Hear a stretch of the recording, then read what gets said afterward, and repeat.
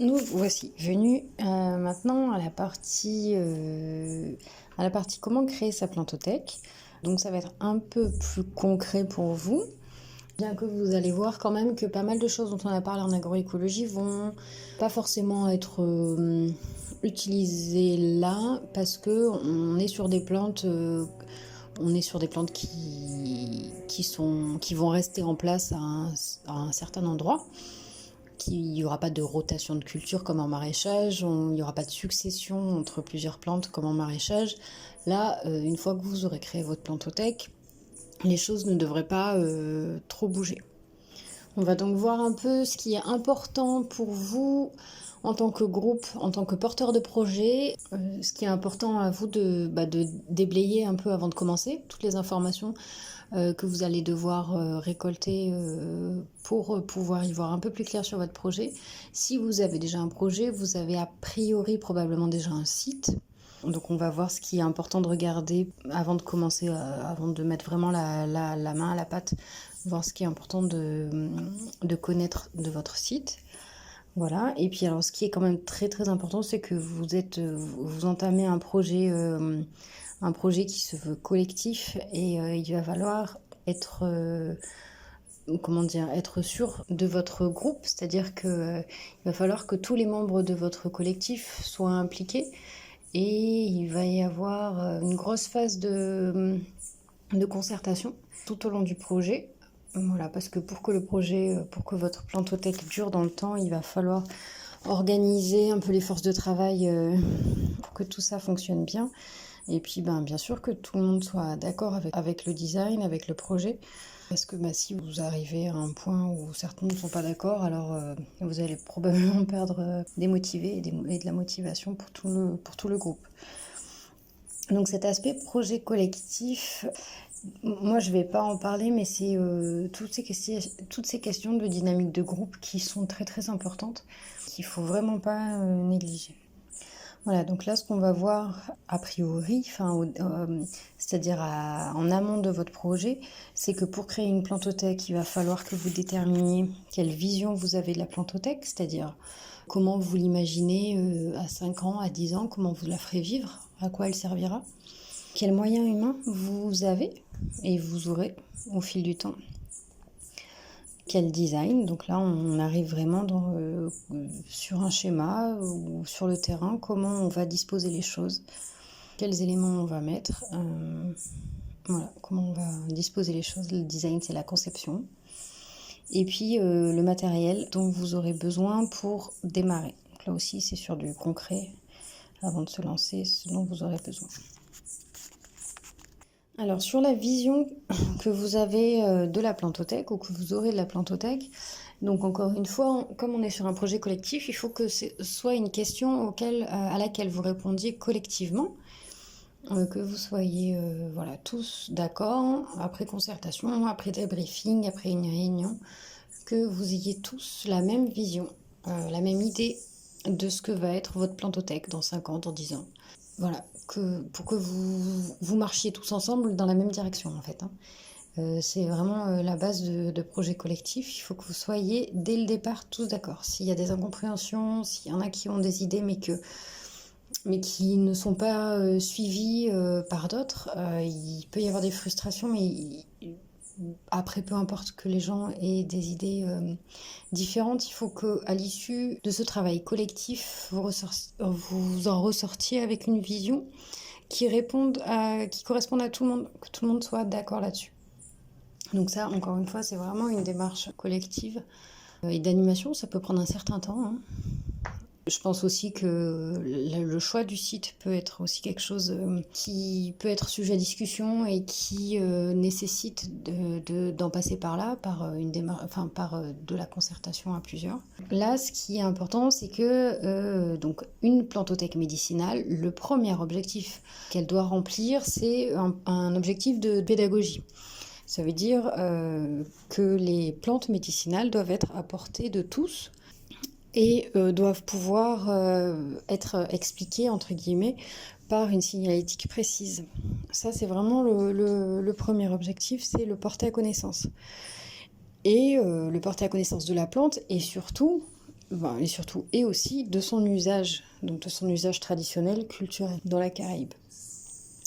Donc vous aurez un site qui devra accueillir du public, donc en général un large public, il ne doit pas y avoir une sélection sur le public. Et ça, c'est le premier objectif. Après, c'est à vous de choisir comment vous allez faire vivre votre plantothèque sur plusieurs années. C'est-à-dire comment aménager ce temps de visite, cette disponibilité-là de votre plantothèque médicinale à n'importe quel visiteur. Ça, c'est à vous de le définir. Ensuite, vous verrez ou vous avez vu que dans le livre de la pharmacopée végétale dans la Caraïbe, il y a plus de 130 plantes recensées, je crois, même voire plus. Et en fait, dans votre plantothèque médicinale, vous n'allez pas, à mon avis, je ne connais pas votre site, mais vous n'allez pas forcément pouvoir planter toutes ces plantes-là. L'objectif, c'est pas non plus de faire une plantothèque médicinale avec toutes les plantes tramil recensées. Donc il va falloir faire un choix sur les plantes. Les plantes qui ont été testées, ça peut être des plantes herbacées, c'est-à-dire des plantes relativement basses, comme des arbustes, comme des grands arbres. Donc ça va être aussi un choix pour vous de déterminer quel type de plante vous allez pouvoir, ou vous voulez absolument voir dans votre plantothèque médicinale ou pas. Voilà, est-ce que vous avez, vous, des exigences par rapport à ça? Quand je dis vous, c'est vous collectivement. Est-ce que vous avez des exigences par rapport à ça? Voilà, est-ce que vous avez également, est-ce que c'est un site, votre site c'est un site agricole, et est-ce que vous avez des animaux ou est-ce que vous voulez en acquérir? Ensuite, il y a le choix du site, ensuite c'est même primordial, le choix du site, avec notamment la question de la pérennité du site, puisque votre plantothèque, vous allez vouloir la conserver pour longtemps, c'est pas un projet mineur juste sur 1 ou 2 ans. C'est un gros effort quand même de mettre en place une plantothèque médicinale, donc forcément on veut le voir pérenniser.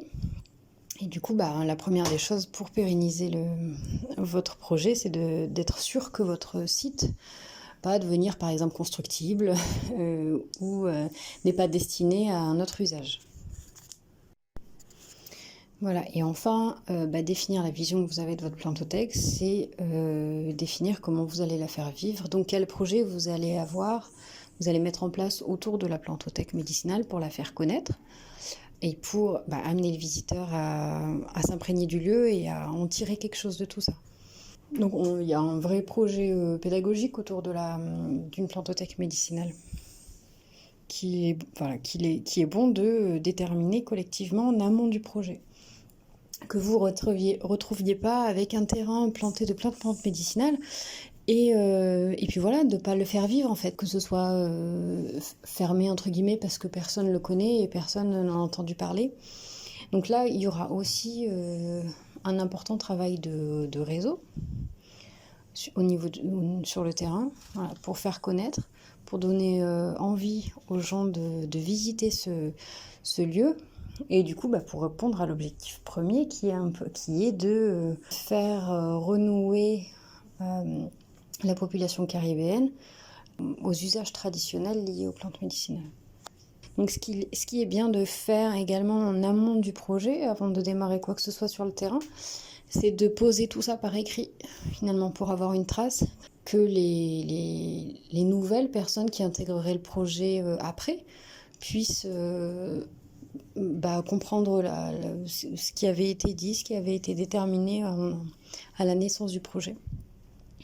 Et puis pour inscrire, bien évidemment, la ligne globale votée ou élaborée collectivement en amont. Donc ça peut être une charte, un règlement intérieur, voilà. Alors aussi, il va falloir penser à quels moyens humains vous disposez. C'est une question très importante parce que vous verrez que mettre en place un site d'une plantothèque médicinale, alors la mise en place, c'est déjà quelque chose, mais il y a également l'entretien au jour le jour, au quotidien, parce que vous allez planter des plantes, des arbres, qui vont nécessiter des soins quotidiens, quasi quotidiens. À période de carême, il va y avoir des irrigations, de l'arrosage quasi quotidien encore une fois. Tout ça va prendre du temps. Créer un jardin, que ce soit maraîcher ou ornemental ou peu importe, c'est comme un enfant, comme des animaux, il faut s'en occuper. Donc il va falloir anticiper ces questions-là, de moyens humains que vous avez ou que vous devrez mettre à disposition pour le jardin. Si par exemple, votre projet de plantothèque médicinale s'inscrit dans un collège, dans une école, il faut vous assurer par exemple que donc vous avez des professeurs suffisamment nombreux qui s'impliquent dans le projet et également les services d'entretien qui sont en général là dès le matin ou tard le soir, qui peuvent donner un coup de main également. Et puis il faut s'assurer par exemple que votre hiérarchie vous suive, parce que c'est important d'être suivi par ces hiérarchies et que la hiérarchie puisse valoriser le travail mis en place auprès des parents d'élèves, etc. Donc c'est important d'avoir toute une gamme de personnes qui soient incluses dans le projet. C'est pas uniquement nécessairement que votre noyau dur de personnes qui ont fait émerger le projet, mais ça va être d'autres personnes qui vont graviter autour du projet, qui sont pas impliquées directement, mais qui vont être nécessaires à la pérennité du projet. Donc c'est important de les impliquer à minima, de les informer, de les impliquer, de les intéresser. Si c'est encore une école, ça va être bien entendu très important d'impliquer les élèves à travers des projets pédagogiques. Mais ça, en général, les professeurs ne manquent pas d'idées là-dessus, d'expérience. Et alors enfin, travailler ensemble, que ce soit dans un bureau ou dans un jardin, c'est la même chose. Ça peut être très vite, ça peut être difficile, suivant les personnalités, etc. Suivant les disponibilités de chacun aussi, parce que tout le monde n'a pas les mêmes disponibilités. Donc il va falloir organiser comme un calendrier, un organigramme, pas un organigramme, mais un calendrier, un agenda, des tâches à faire et de mettre des noms en face, voilà, pour responsabiliser aussi chacun. Que ce soit pas toujours les mêmes personnes qui réalisent un peu toutes les tâches, même ingrates. Voilà, parce que le jardinage, c'est pas toujours c'est pas toujours facile. Voilà, surtout surtout si c'est tout boueux, les jours qui pleut ou des choses assez physiques. Il faut vraiment que ce soit réparti entre tous. Alors du coup, peut-être qu'au sein de votre collectif, il va falloir penser à, je sais pas, affecter certaines personnes sur certaines tâches. Peut-être parce que ces personnes-là ont des préférences. Il ne faut pas négliger non plus les tâches liées à la communication, un peu comme si on parlait de marketing, hein. La communication sur votre projet pour le faire connaître, communiquer avec le réseau, les référents Tramil, les autres plantothèques déjà existantes sur le territoire. Ça, c'est aussi des tâches importantes. Voilà, il faut se servir un peu de toutes les compétences de chacun, à bon escient. Et donc, c'est peut-être bon, effectivement, de désigner des référents par tâche, je ne sais pas, moi, référent de pépinière, référent irrigation, des choses un peu comme ça, pour pouvoir déléguer et que tout ne repose pas que sur une ou deux personnes. Et puis, pour pouvoir se servir des compétences déjà présentes au sein de votre collectif. Et puis, peut-être qu'il faut également désigner quelqu'un qui va prendre des décisions, qui décide ou qui tranche quand les décisions n'arrivent pas à être prises. Et puis, peut-être désigner, un porte-parole, auprès de la hiérarchie ou auprès des autres membres du réseau. Voilà, et puis on envisagera, enfin, ou pas, hein, mais c'est quand même relativement conseillé, une formation auprès des membres de votre collectif, une formation telle que celle que je vous délivre, mais ça peut être une formation plus poussée sur les plantes en elles-mêmes et sur leur utilisation, leur usage et comment les faire, les entretenir. Voilà.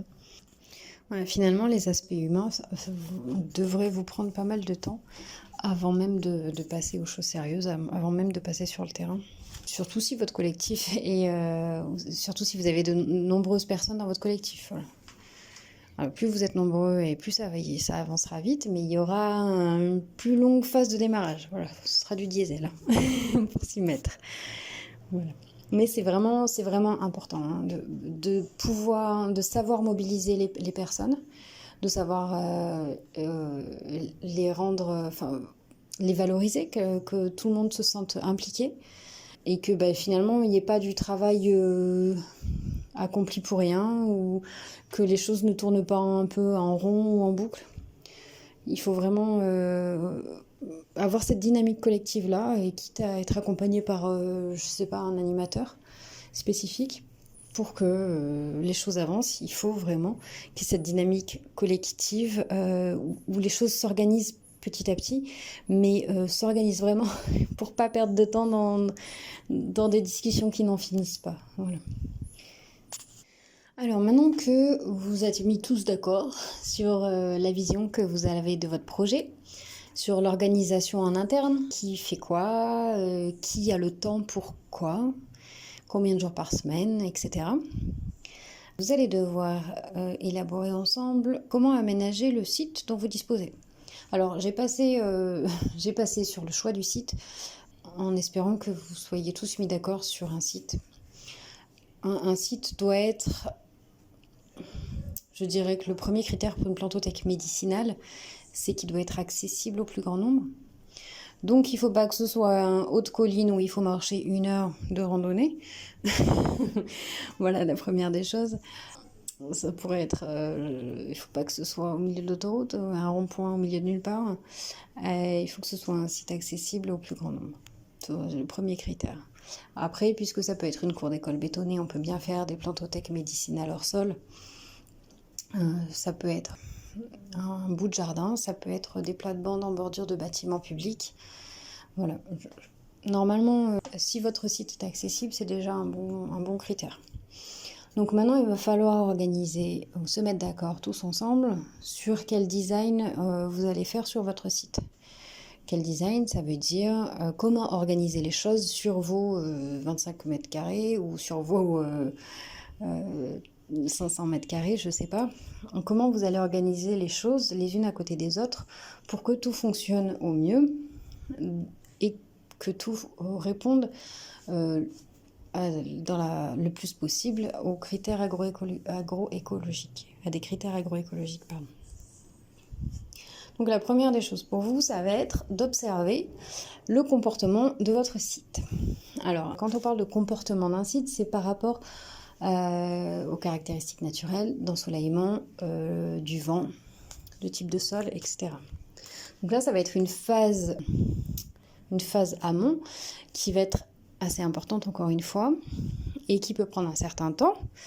Et c'est aussi pour ça, on dit en général qu'il ne faut pas se précipiter dans la mise en place d'une plantothèque médicinale. Il est très très important de savoir comment fonctionne votre site, comment arrivent les éléments naturels sur votre site.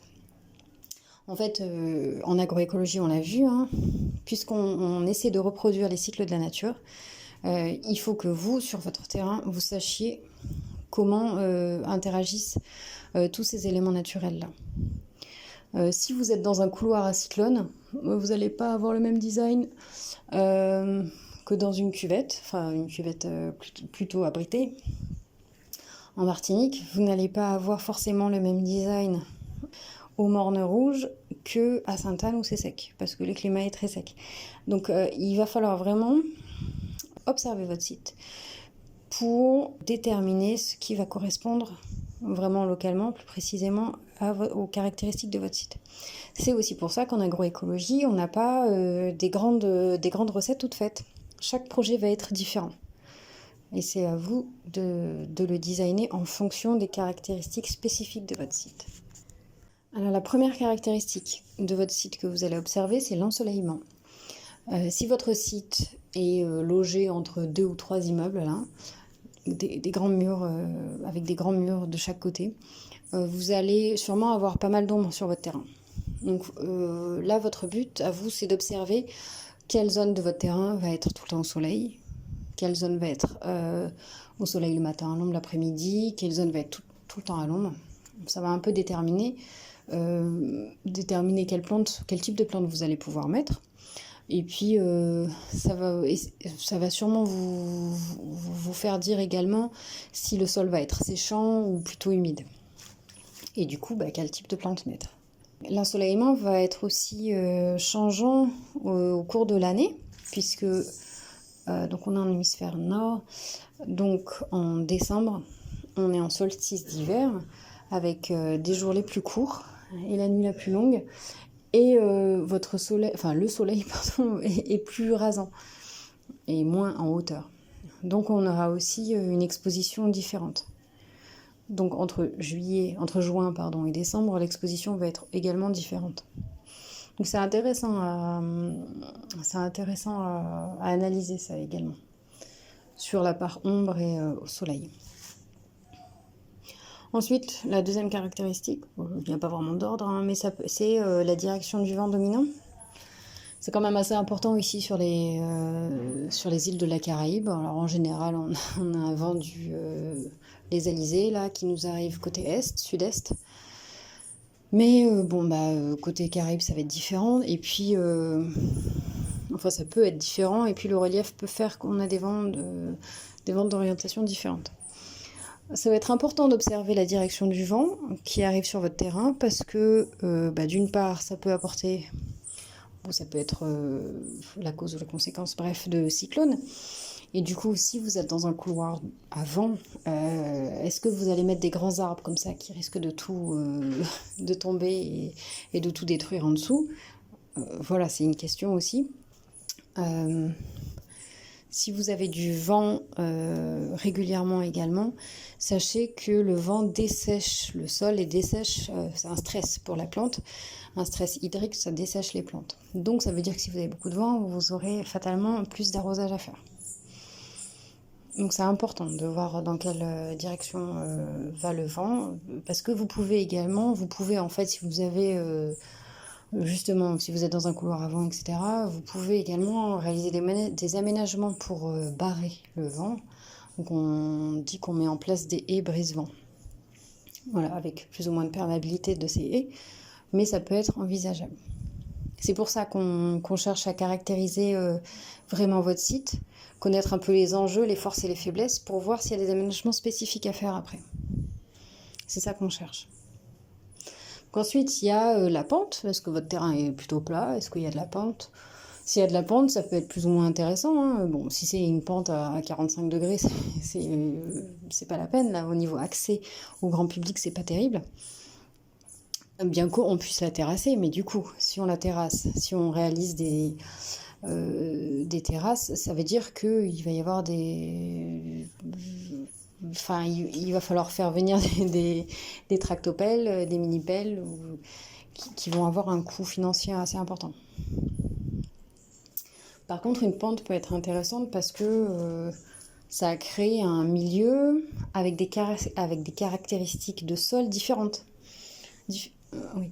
Par exemple, en haut de pente et en milieu de pente, on va avoir un sol plus séchant parce que l'eau ne va pas être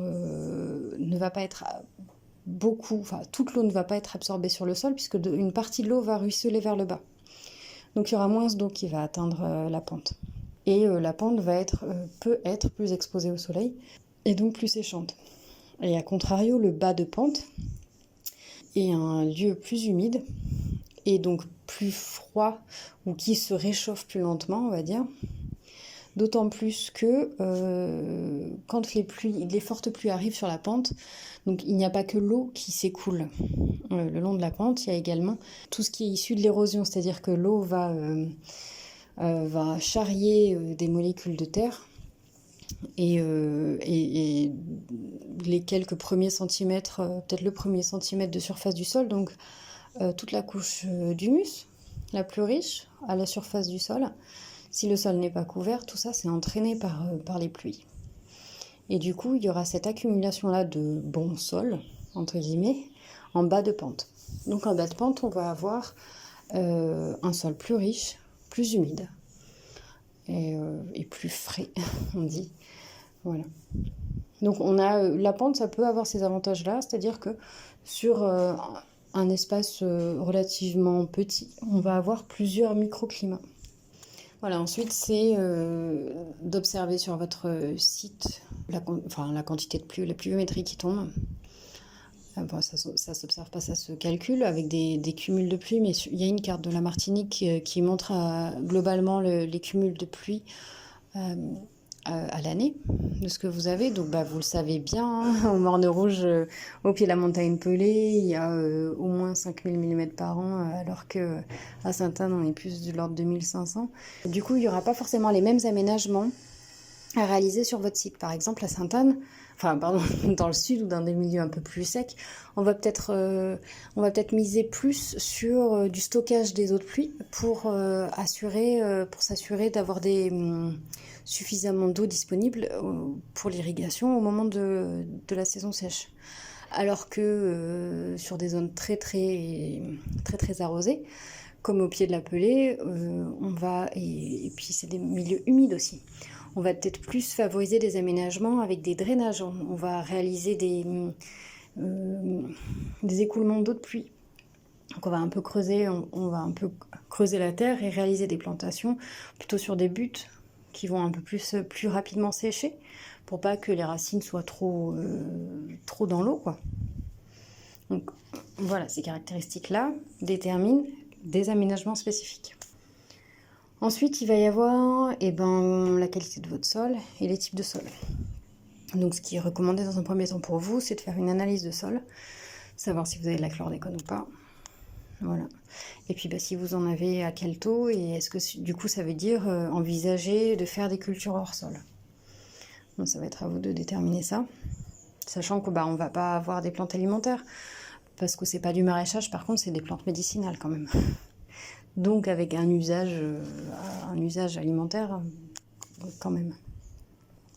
Donc votre type de sol, il va falloir que vous arriviez un petit peu à déterminer justement si votre sol est facile à travailler, s'il est apte à être planté tout de suite, ou s'il va falloir réaliser quelques travaux, justement, pour pouvoir y planter quelque chose.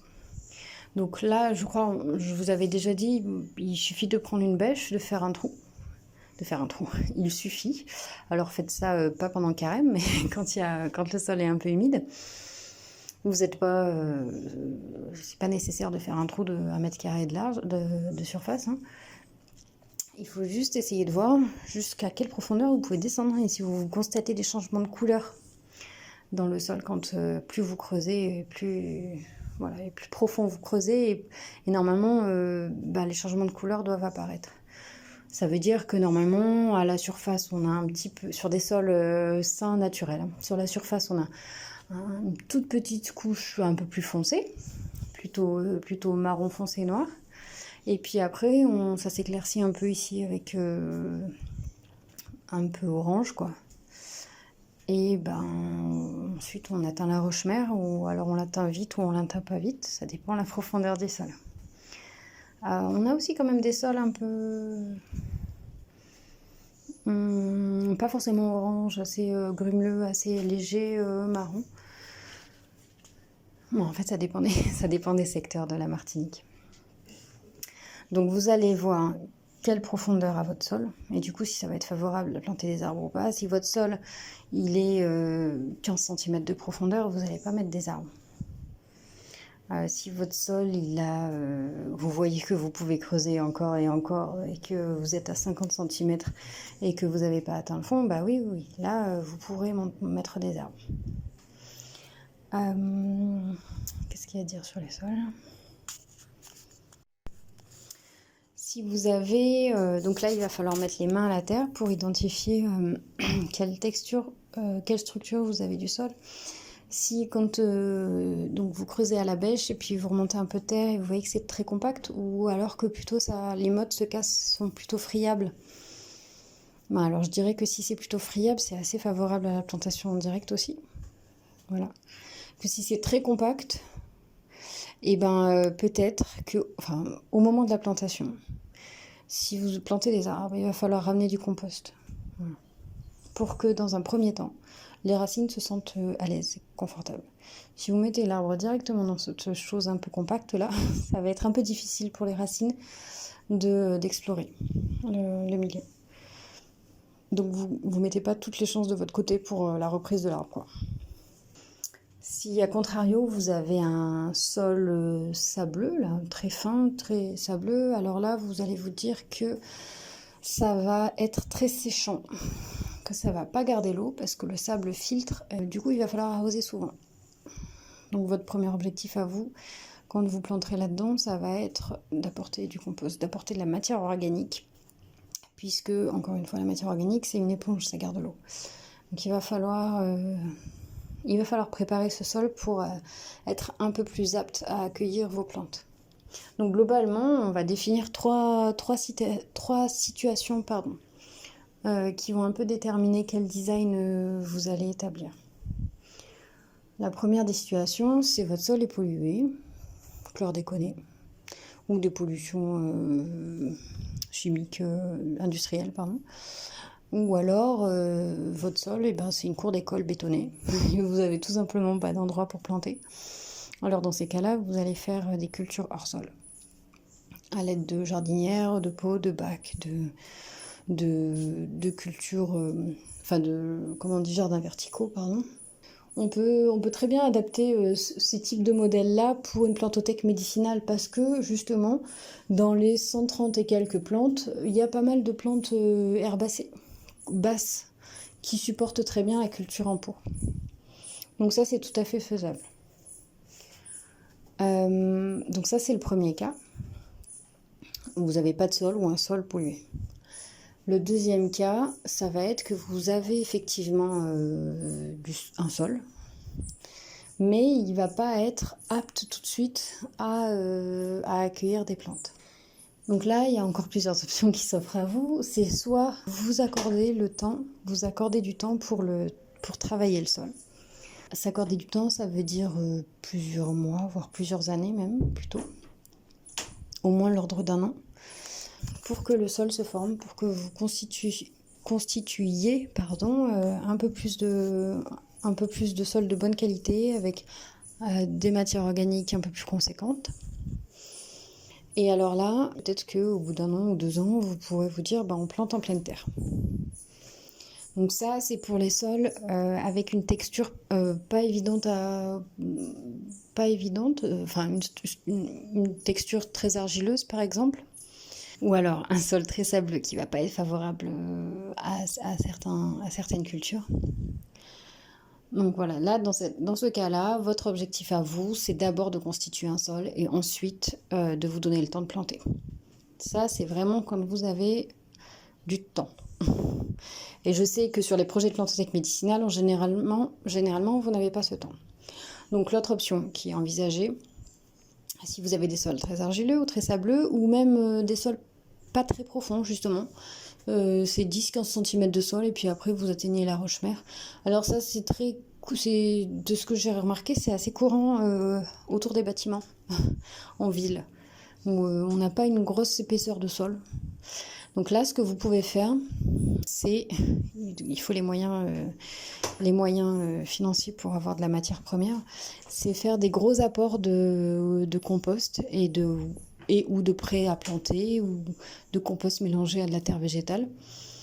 Où là où vous allez planter, vous allez apporter sur 15 cm par-dessus le sol que vous avez déjà, vous allez apporter ces mélanges-là, compost et terre végétale, ou prêt à planter. Donc, suivant la surface que vous avez, ça peut être des gros volumes. Hein. Ça peut être des gros volumes, voilà, très conséquents. Mais donc ça, c'est une solution. Si vous avez un sol qui est pas tout de suite, qui existe, mais qui n'est pas des meilleurs et qui n'est pas très profond, vous pouvez l'utiliser, mettre de la matière première par-dessus et planter ensuite. Et puis la dernière option, c'est que vous avez un sol déjà bien aéré, grumeleux, d'une couleur agréable, pas trop argileux. Alors peut-être pas très riche en apports minéraux, je sais pas. Mais en tout cas, oui, la structure est plutôt grumeleuse. Voilà, c'est friable et elle sent bon. Parce que c'est important aussi de sentir l'odeur de la terre et elle sent bon. Et là, du coup, vous pourrez être amené à planter directement dans ce sol-là, sans apport particulier. Alors bien sûr, du compost, ça fait toujours, si vous en avez, c'est toujours bien. Voilà. Ensuite, vous allez voir que finalement, vous n'allez pas forcément faire le même design suivant que vous avez un site de 25 mètres carrés ou un site de 500 mètres carrés. Vous allez devoir réfléchir aux différentes structures à aménager. Par exemple, les choses essentielles qu'il va falloir avoir dans votre plantothèque, ça va être, la première des choses, c'est l'accès à l'eau. Donc soit vous avez de l'eau de ville, soit avant toute chose, vous commencez à installer des cuves et vous récupérez de l'eau de pluie. Parce que donc non seulement vous allez devoir arroser les plantes une fois qu'elles y seront, mais même à l'installation du projet, vous aurez besoin d'eau à peu près tout le temps pour humidifier les terreaux, pour vous, travailleurs, et puis pour arroser les plantes que vous allez accueillir, qui seront encore en pot, et puis au moment de l'installation, de planter, alors arroser. Donc la première des choses, c'est de vous assurer que vous avez un point d'eau sur le terrain. Donc ça, c'est une des structures, un des aménagements indispensables pour votre plantothèque. C'est les points d'eau. Voilà. Après, vous allez pouvoir mettre plusieurs types d'aménagements. Donc là, ça va vraiment dépendre de la taille de votre site. Souvent, on recommande une pépinière également. Parce que vous allez sûrement être amené en fait à faire pas mal de bouturage de vos plantes pour pouvoir conserver du matériel végétal, pour pouvoir assurer la pérennité de vos plantes. S'il y en a une qui meurt, avoir quelque chose pour la remplacer. Donc la pépinière est relativement importante. C'est pas forcément un lieu où il vous faut pas forcément un lieu très grand. Ça peut être juste à l'ombre d'un arbre et installer 2 tréteaux et une table, et une ancienne porte par exemple, ou n'importe quoi. Et puis poser des pots, des semis, des boutures. Voilà. Il faut que ce soit à l'ombre pour que vos semis, vos boutures soient dans un milieu un peu frais et humide, et surtout à l'abri du soleil, voilà, pour pas que ce soit trop séchant et que les plantes évitent le stress, quoi. Donc ça encore, ça va aussi dépendre de la taille de votre site. Est-ce que vous avez la place de mettre une pépinière finalement ou pas, et où? Donc il vous faut un point d'eau, une pépinière. Idéalement, il faudrait une zone de stockage de vos outils, éventuellement, quelque part. Bon, ça peut être un bureau si vous êtes une école, c'est pas un souci. Il vous faut aussi idéalement une zone de stockage de paillage et de compost. Ça, c'est vraiment l'idéal. Et c'est aussi si vous avez la place sur votre site. Voilà. Du coup, la taille de votre site va dépendre va conditionner votre design aussi. Peut-être que vous allez avoir un grand site et que vous allez vouloir aménager un grand espace d'accueil du public central, et puis des zones de plantes tout autour de cet espace de rencontre. C'est super créatif, encore une fois, aménager une plantothèque médicinale. Là, ça va vraiment être à vous de vous dire comment vous voulez aménager votre site. On va voir après des exemples de plantothèques médicinales qui existent déjà en Martinique, avec les designs qui ont été réalisés. Ah oui, et puis alors la dernière chose sur laquelle vous devez vous renseigner, c'est sur l'historique du site, et puis les servitudes, justement les réglementations vis-à-vis du voisinage. Ça concerne souvent les fermes qui ont des animaux, mais pas que. Par exemple, je sais pas, il y a peut-être des distances par rapport au voisinage pour planter des grands arbres. C'est important. Je sais pas, il y a peut-être des réglementations. Il faut vous assurer que vous n'êtes pas sur un accès d'urgence là pour je sais pas moi, des accès d'urgence, ou être sûr que vous n'allez pas mettre votre plantothèque sur des canalisations, des arrivées de gaz, etc. qui lors de travaux futurs, pourraient détruire votre site, quoi. Donc voilà, il faut s'assurer de ça aussi. Voilà, et alors quand vous avez collecté toutes ces informations-là de votre site, et encore une fois, toutes ces informations-là vont conditionner les aménagements que vous allez réaliser sur votre site, vous allez aussi pouvoir réfléchir à comment organiser les plantes médicinales entre elles. Parce que là, il y a plusieurs façons d'imaginer une plantothèque médicinale. Encore une fois, c'est à vous collectivement de déterminer ça. Mais alors sachez que Tramil a créé des classes pour regrouper les plantes, des classes par affection. Donc toutes les plantes qui répondent, dont les usages traitent contre les affections respiratoires, toutes les plantes dont les usages traitent contre les affections liées à la digestion. Voilà, il y a 8 affections comme ça. Donc il y a la diapo avec le diagramme des 8 affections. Donc ça peut être, et c'est souvent le cas qui est réalisé en fait, parce que pour un visiteur c'est très clair comme ça, ça peut être de regrouper les plantes par type d'affection. Alors bien sûr, il y a plein de plantes qui répondent à plusieurs affections. Vous allez voir, je sais, j'en ai pas en tête là, j'étais en train de me dire si, par exemple l'aloe vera, c'est dermato et c'est aussi digestif, je crois, je sais plus. Enfin, il y a plein de plantes qui ont plusieurs usages.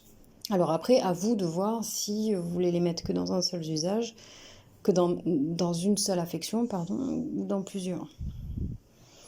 À déterminer tous ensemble également. Donc voilà, il peut y avoir ce design-là qui regroupe les plantes par affection.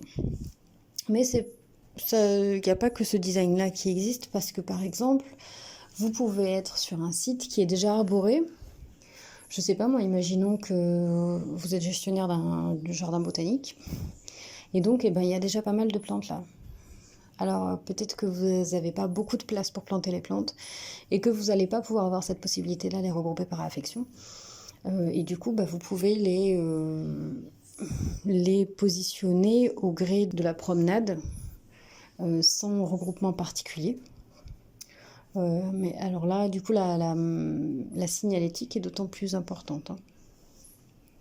Voilà, donc ça c'est vraiment en fonction de la place dont vous disposez. Après, ça peut être planter les plantes en fonction de caractéristiques agronomiques.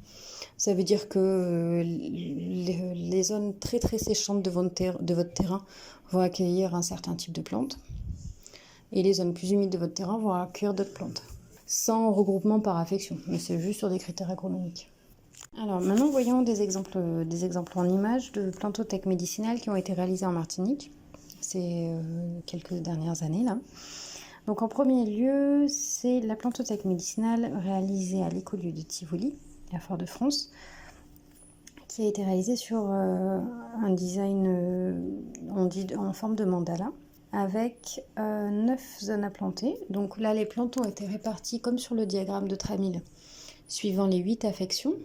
Et il y a également une zone pour des plantes nutritives et une zone pour des plantes accessoires. Donc voilà, ça fait 10 zones. Ce projet-là a été installé sur un terrain historiquement utilisé pour des activités récréatives, humaines récréatives. Une zone de pétanque et peut-être d'autres activités humaines, ce qui a rendu le sol très tassé, et puis c'était de la pierre, du gravier, donc pas apte à être planté tout de suite.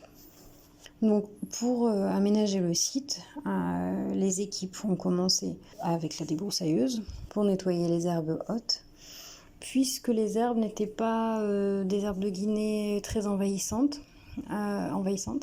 Ils se sont dit qu'on pouvait directement faire des gros apports de pré à planter directement sur ce terrain-là qui avait été débroussaillé, sans avoir de risque de reprise de la végétation initiale par-dessous. Après la débroussailleuse, l'équipe traçait au sol les zones, suivant le schéma initial qu'ils avaient élaboré. Ils avaient de la chance sur ce site-là d'avoir de l'électricité et de l'eau en début de projet, enfin dès le début, ils le savaient. C'était un projet qui devait être réalisé assez rapidement. Donc c'est aussi pour ça qu'ils ont qu'ils n'ont pas lésiné sur les apports de matières premières. Alors d'autant plus parce que le sol ne permettait pas d'être planté et du coup là ils se sont fait donc livrer beaucoup de prêts à planter pour permettre les plantations. Donc ils étaient 4 personnes pour faire ça, ils ont fait ça en 2 à 3 semaines. Je me corrige toute seule, ce n'était pas du prêt à planter, c'était du compost. Voilà, et donc alors après avoir dessiné au sol les zones, suivant le diagramme, donc ils ont délimité les zones avec ce que vous voyez, donc des tôles. Alors c'est ça ce qu'on préconise en général, hein, c'est de faire avec les moyens du bord, avec ce qu'on a à disposition. Donc là ils avaient des tôles, vous pour délimiter les zones à planter, vous pourrez avoir plein d'autres choses suivant ce que vous avez à proximité, hein. Ça peut être des pierres, ça peut être des planches de bois pour délimiter, ça peut être des restes de noix de coco là, qui peuvent constituer en les empilant un peu des bordures.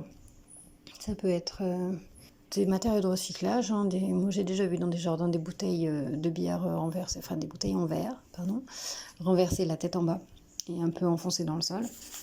Ça peut être vraiment plein de choses. Ça peut être des barrières en bambou, un peu plus esthétique.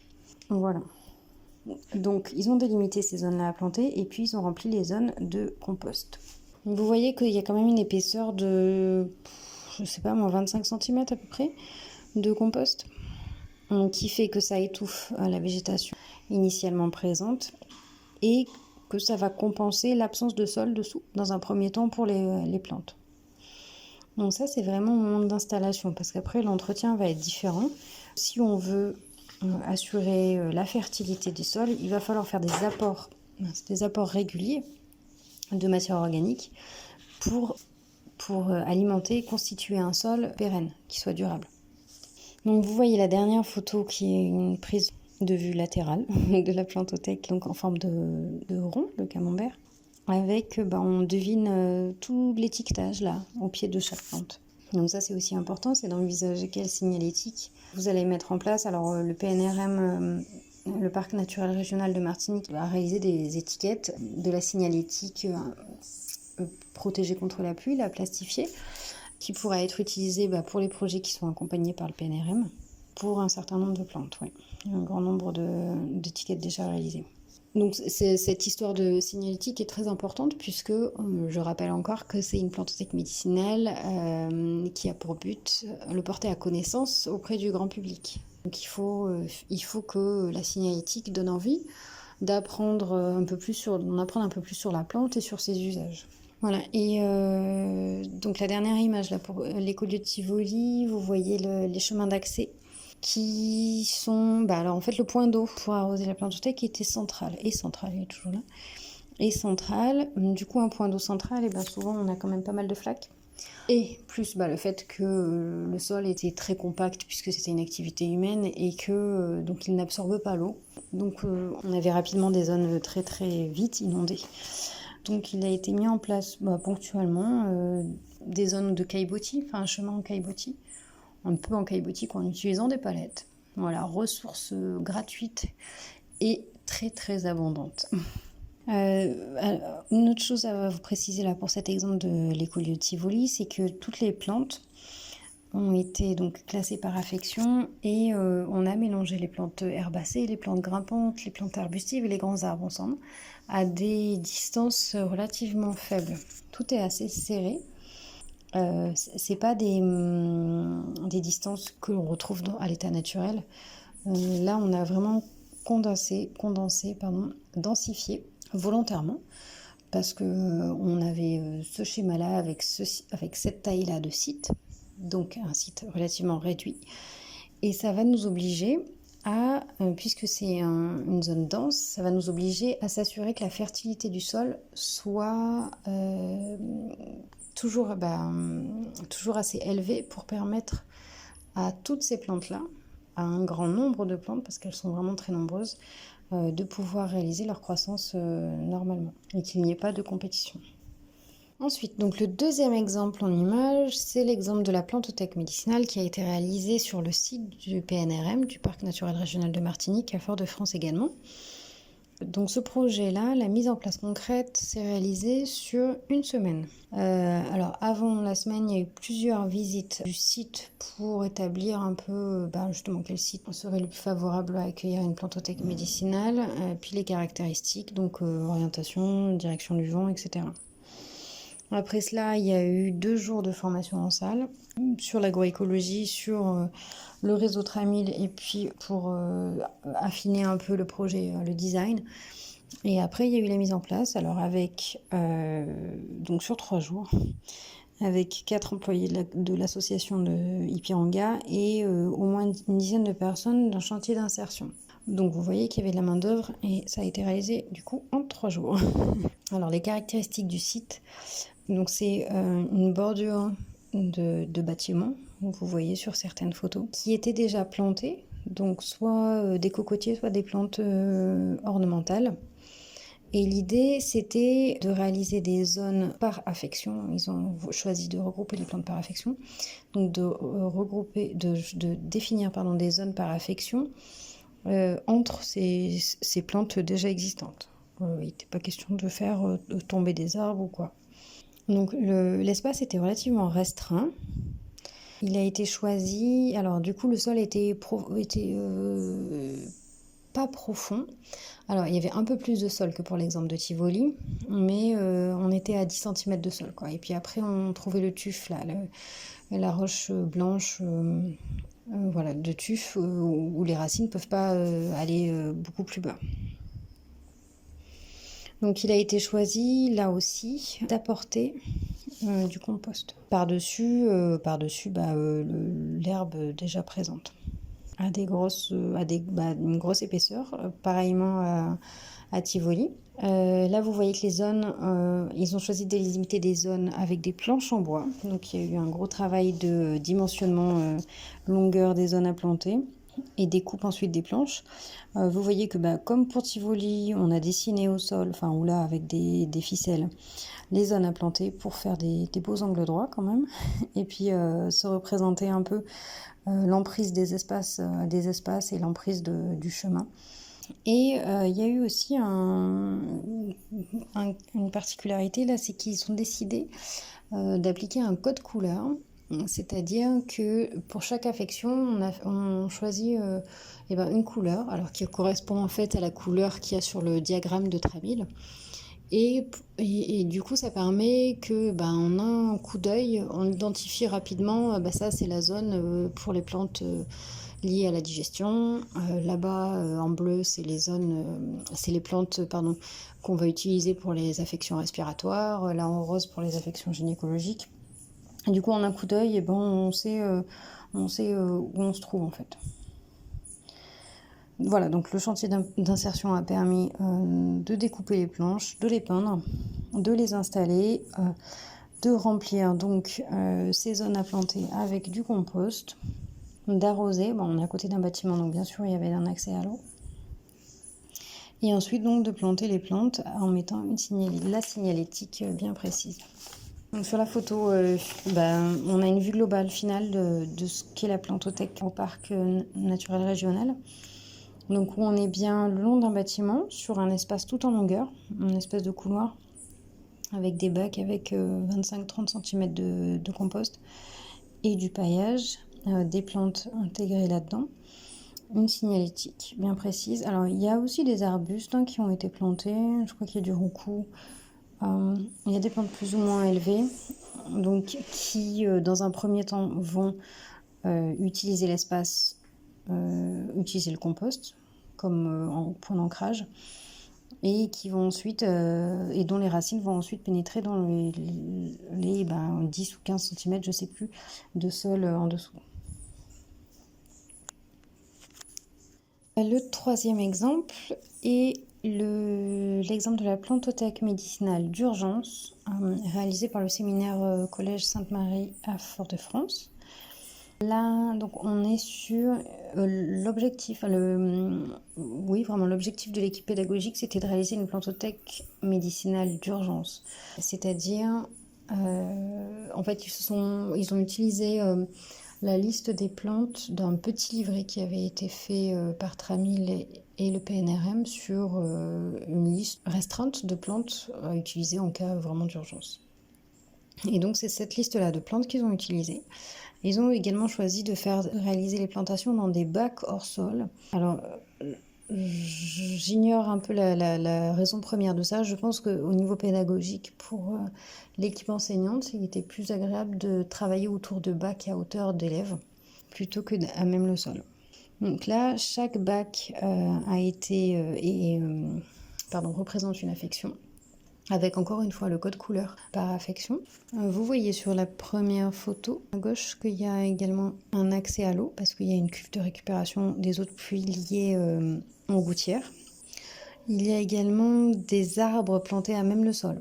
Le sol était très compact, mais il était quand même possible de faire des trous. On a ajouté pas mal de compost et planté les arbres directement.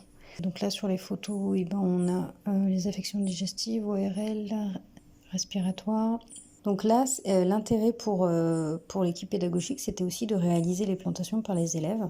Les étiquettes ont été réalisées par le PNRM, mais plantées par les élèves. Les élèves étaient très impliqués sur l'arrosage, sur mettre le paillage, mettre le compost pour la plantation.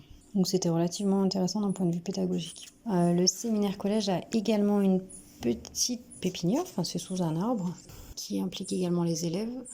Et puis, les professeurs certains professeurs ont des projets pédagogiques autour de cette plantothèque, notamment le professeur de technologie qui a construit avec les élèves des systèmes d'irrigation goutte à goutte avec un système de bouteilles en plastique inversé, comme un bec verseur, voilà, pour motiver un peu, pour illustrer la technologie par le jardin. Alors là, en quantité en matière première, donc le séminaire collège a fait venir de la terre qu'ils ont analysé. Et c'est l'association Ipiranga qui a fourni le compost et le paillage et les plantes. Sur la main-d'œuvre nécessaire, là, les bacs avaient été fabriqués par les services techniques, je ne sais pas comment on les appelle, du collège. Par contre, la peinture, c'est les élèves qui s'en sont chargés et les plantations également. Il faut aussi préciser que certaines plantes ont été apportées par les élèves et les parents d'élèves. Parce que justement, je crois que lors de réunions de parents d'élèves, ce projet-là avait été présenté. Pas mal de familles ont été impliquées là-dedans, se sont senties impliquées et ont voulu fournir effectivement des plantes médicinales.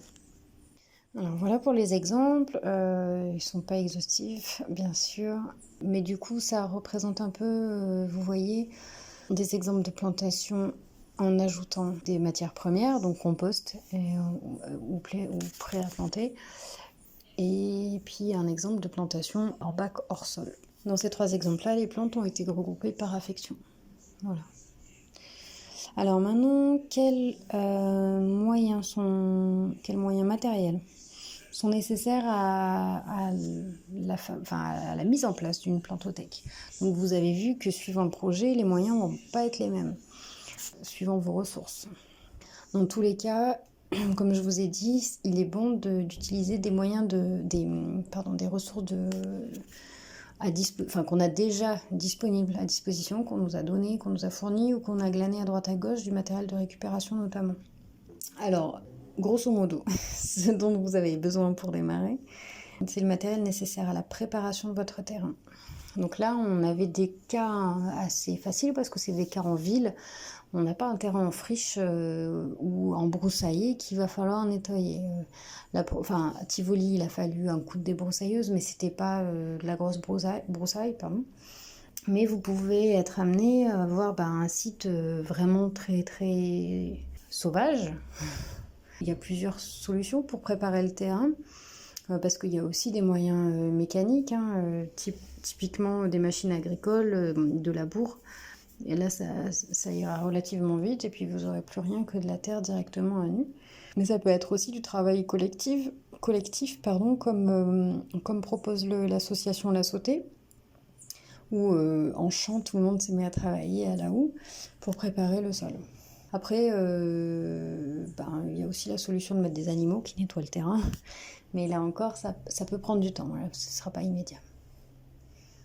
Ensuite, il vous faut, donc quand je dis du matériel nécessaire à la préparation de terrain, ça veut dire des outils.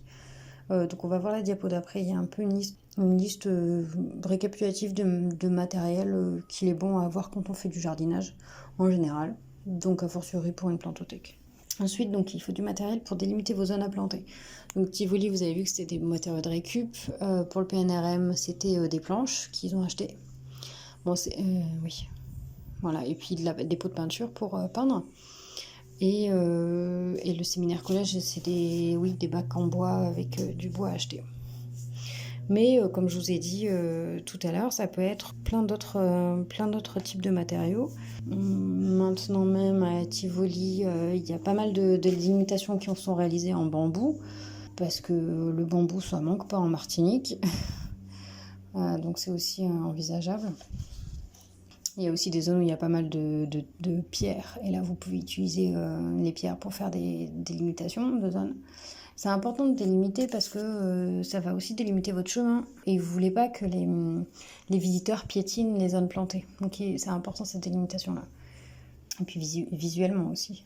Voilà, les autres moyens, donc ça va être éventuellement du compost ou de la terre végétale pour démarrer, si jamais votre sol est pas très bon. Du compost dans tous les cas, c'est toujours bien au démarrage, au moment de la plantation, d'apporter un petit artère pour faire démarrer votre plantation. Le paillage, c'est important aussi. Vous allez préparer votre sol pour être planté. Il ne faut jamais laisser un sol nu, c'est-à-dire un sol sans aucune végétation, comme on a vu dans les pratiques agroécologiques. Le paillage, c'est vraiment la pratique phare de l'agroécologie. On ne laisse pas un sol nu, on ne laisse pas un sol visible, sans rien dessus, parce que c'est trop séchant, parce que ça tue la vie dans le sol, d'avoir un rayon solaire lumineux chaud qui arrive directement sur le sol. On va le voir aussi dans le cadre de l'entretien après. Donc pour démarrer, il vous faut de l'eau, il vous faut les plantes et il vous faut la signalétique. C'est bien d'avoir la signalétique au même moment que vous plantez, ou même que vous recevez les plantes, parce que si vous ne connaissez pas les plantes, vous risquez d'avoir oublié ce que c'est au moment où on va les livrer, et au moment où vous allez planter, ça ne va pas être forcément le même temps. Et alors pour compléter avec le matériel nécessaire pour démarrer, vous voyez donc sur les illustrations, tout n'est pas nécessaire, mais la brouette et l'arrosoir, c'est nécessaire. Le coutelas également, si c'est un peu la jungle. La pâte à banane, la bêche est indispensable. La binette éventuellement, le râteau indispensable, la pelle également, la houe aussi, la pioche, la fourche, les petites pelles à main là pour transplanter, le sécateur ou la cisaille également pour tailler les végétaux. Presque tout est indispensable. Voilà, mais ce ne sont que des exemples. Et vous n'êtes pas obligé non plus de tout acquérir dès le démarrage. Vous pouvez aussi vous faire prêter, en attendant que les choses se fassent petit à petit. Donc en conclusion de cette partie-là sur le démarrage de la plantothèque et des besoins nécessaires au démarrage justement, en récapitulatif, il faut bien se rappeler qu'il n'y a pas de recette toute faite, que chaque projet est unique et que les caractéristiques propres à chaque projet vont déterminer le design de la plantothèque. Un point important encore, c'est que même si vous n'avez pas beaucoup de moyens, il existe des tas de choses qu'on peut faire avec des matériaux de récupération. Et surtout, même si vous n'avez pas beaucoup de moyens, sachez qu'il existe toujours un réseau de plantothèques médicinales au sein de la Martinique, donc accompagné par le PNRM, et le fait qu'il y ait déjà des plantothèques médicinales qui existent permet de donner des idées, d'avoir du matériel végétal également, et puis d'essayer d'échanger si vous avez des soucis, si vous avez des interrogations, et puis ça permet de se sentir inspiré, de voir d'autres choses et de voir que ça marche sur d'autres sites. Une fois que vous avez votre plantothèque installée, donc ça veut dire que vous avez déjà bien bossé, bien avancé, il va falloir penser à pas mal de choses au niveau de l'entretien. Et du coup, je vous en parle maintenant pour que vous ayez en tête que l'entretien d'une plantothèque médicinale, c'est quand même quelque chose, c'est-à-dire que ça prend du temps. et ça prend des moyens humains. Et voilà, je vous le dis maintenant pour que vous puissiez anticiper ces besoins-là. Donc votre objectif, une fois que vous avez mis en place la plantothèque, c'est vraiment un jardin à entretenir. Et du coup, il y a pas mal de choses à penser pour la pérenniser. Parce qu'un jardin, quel que soit le jardin, un plantothèque ou maraîchage, si on plante tout et puis qu'on le laisse sans aucun entretien, ça devient vite la jungle, quoi, une forêt vierge. Donc c'est pas ce que vous voulez, bien sûr. Du coup, on va voir que pour la pérenniser, il y a 4 points essentiels. Pour vous, ça va être d'assurer la fertilité du sol, de gérer l'irrigation, de tailler la végétation et de conserver le matériel végétal.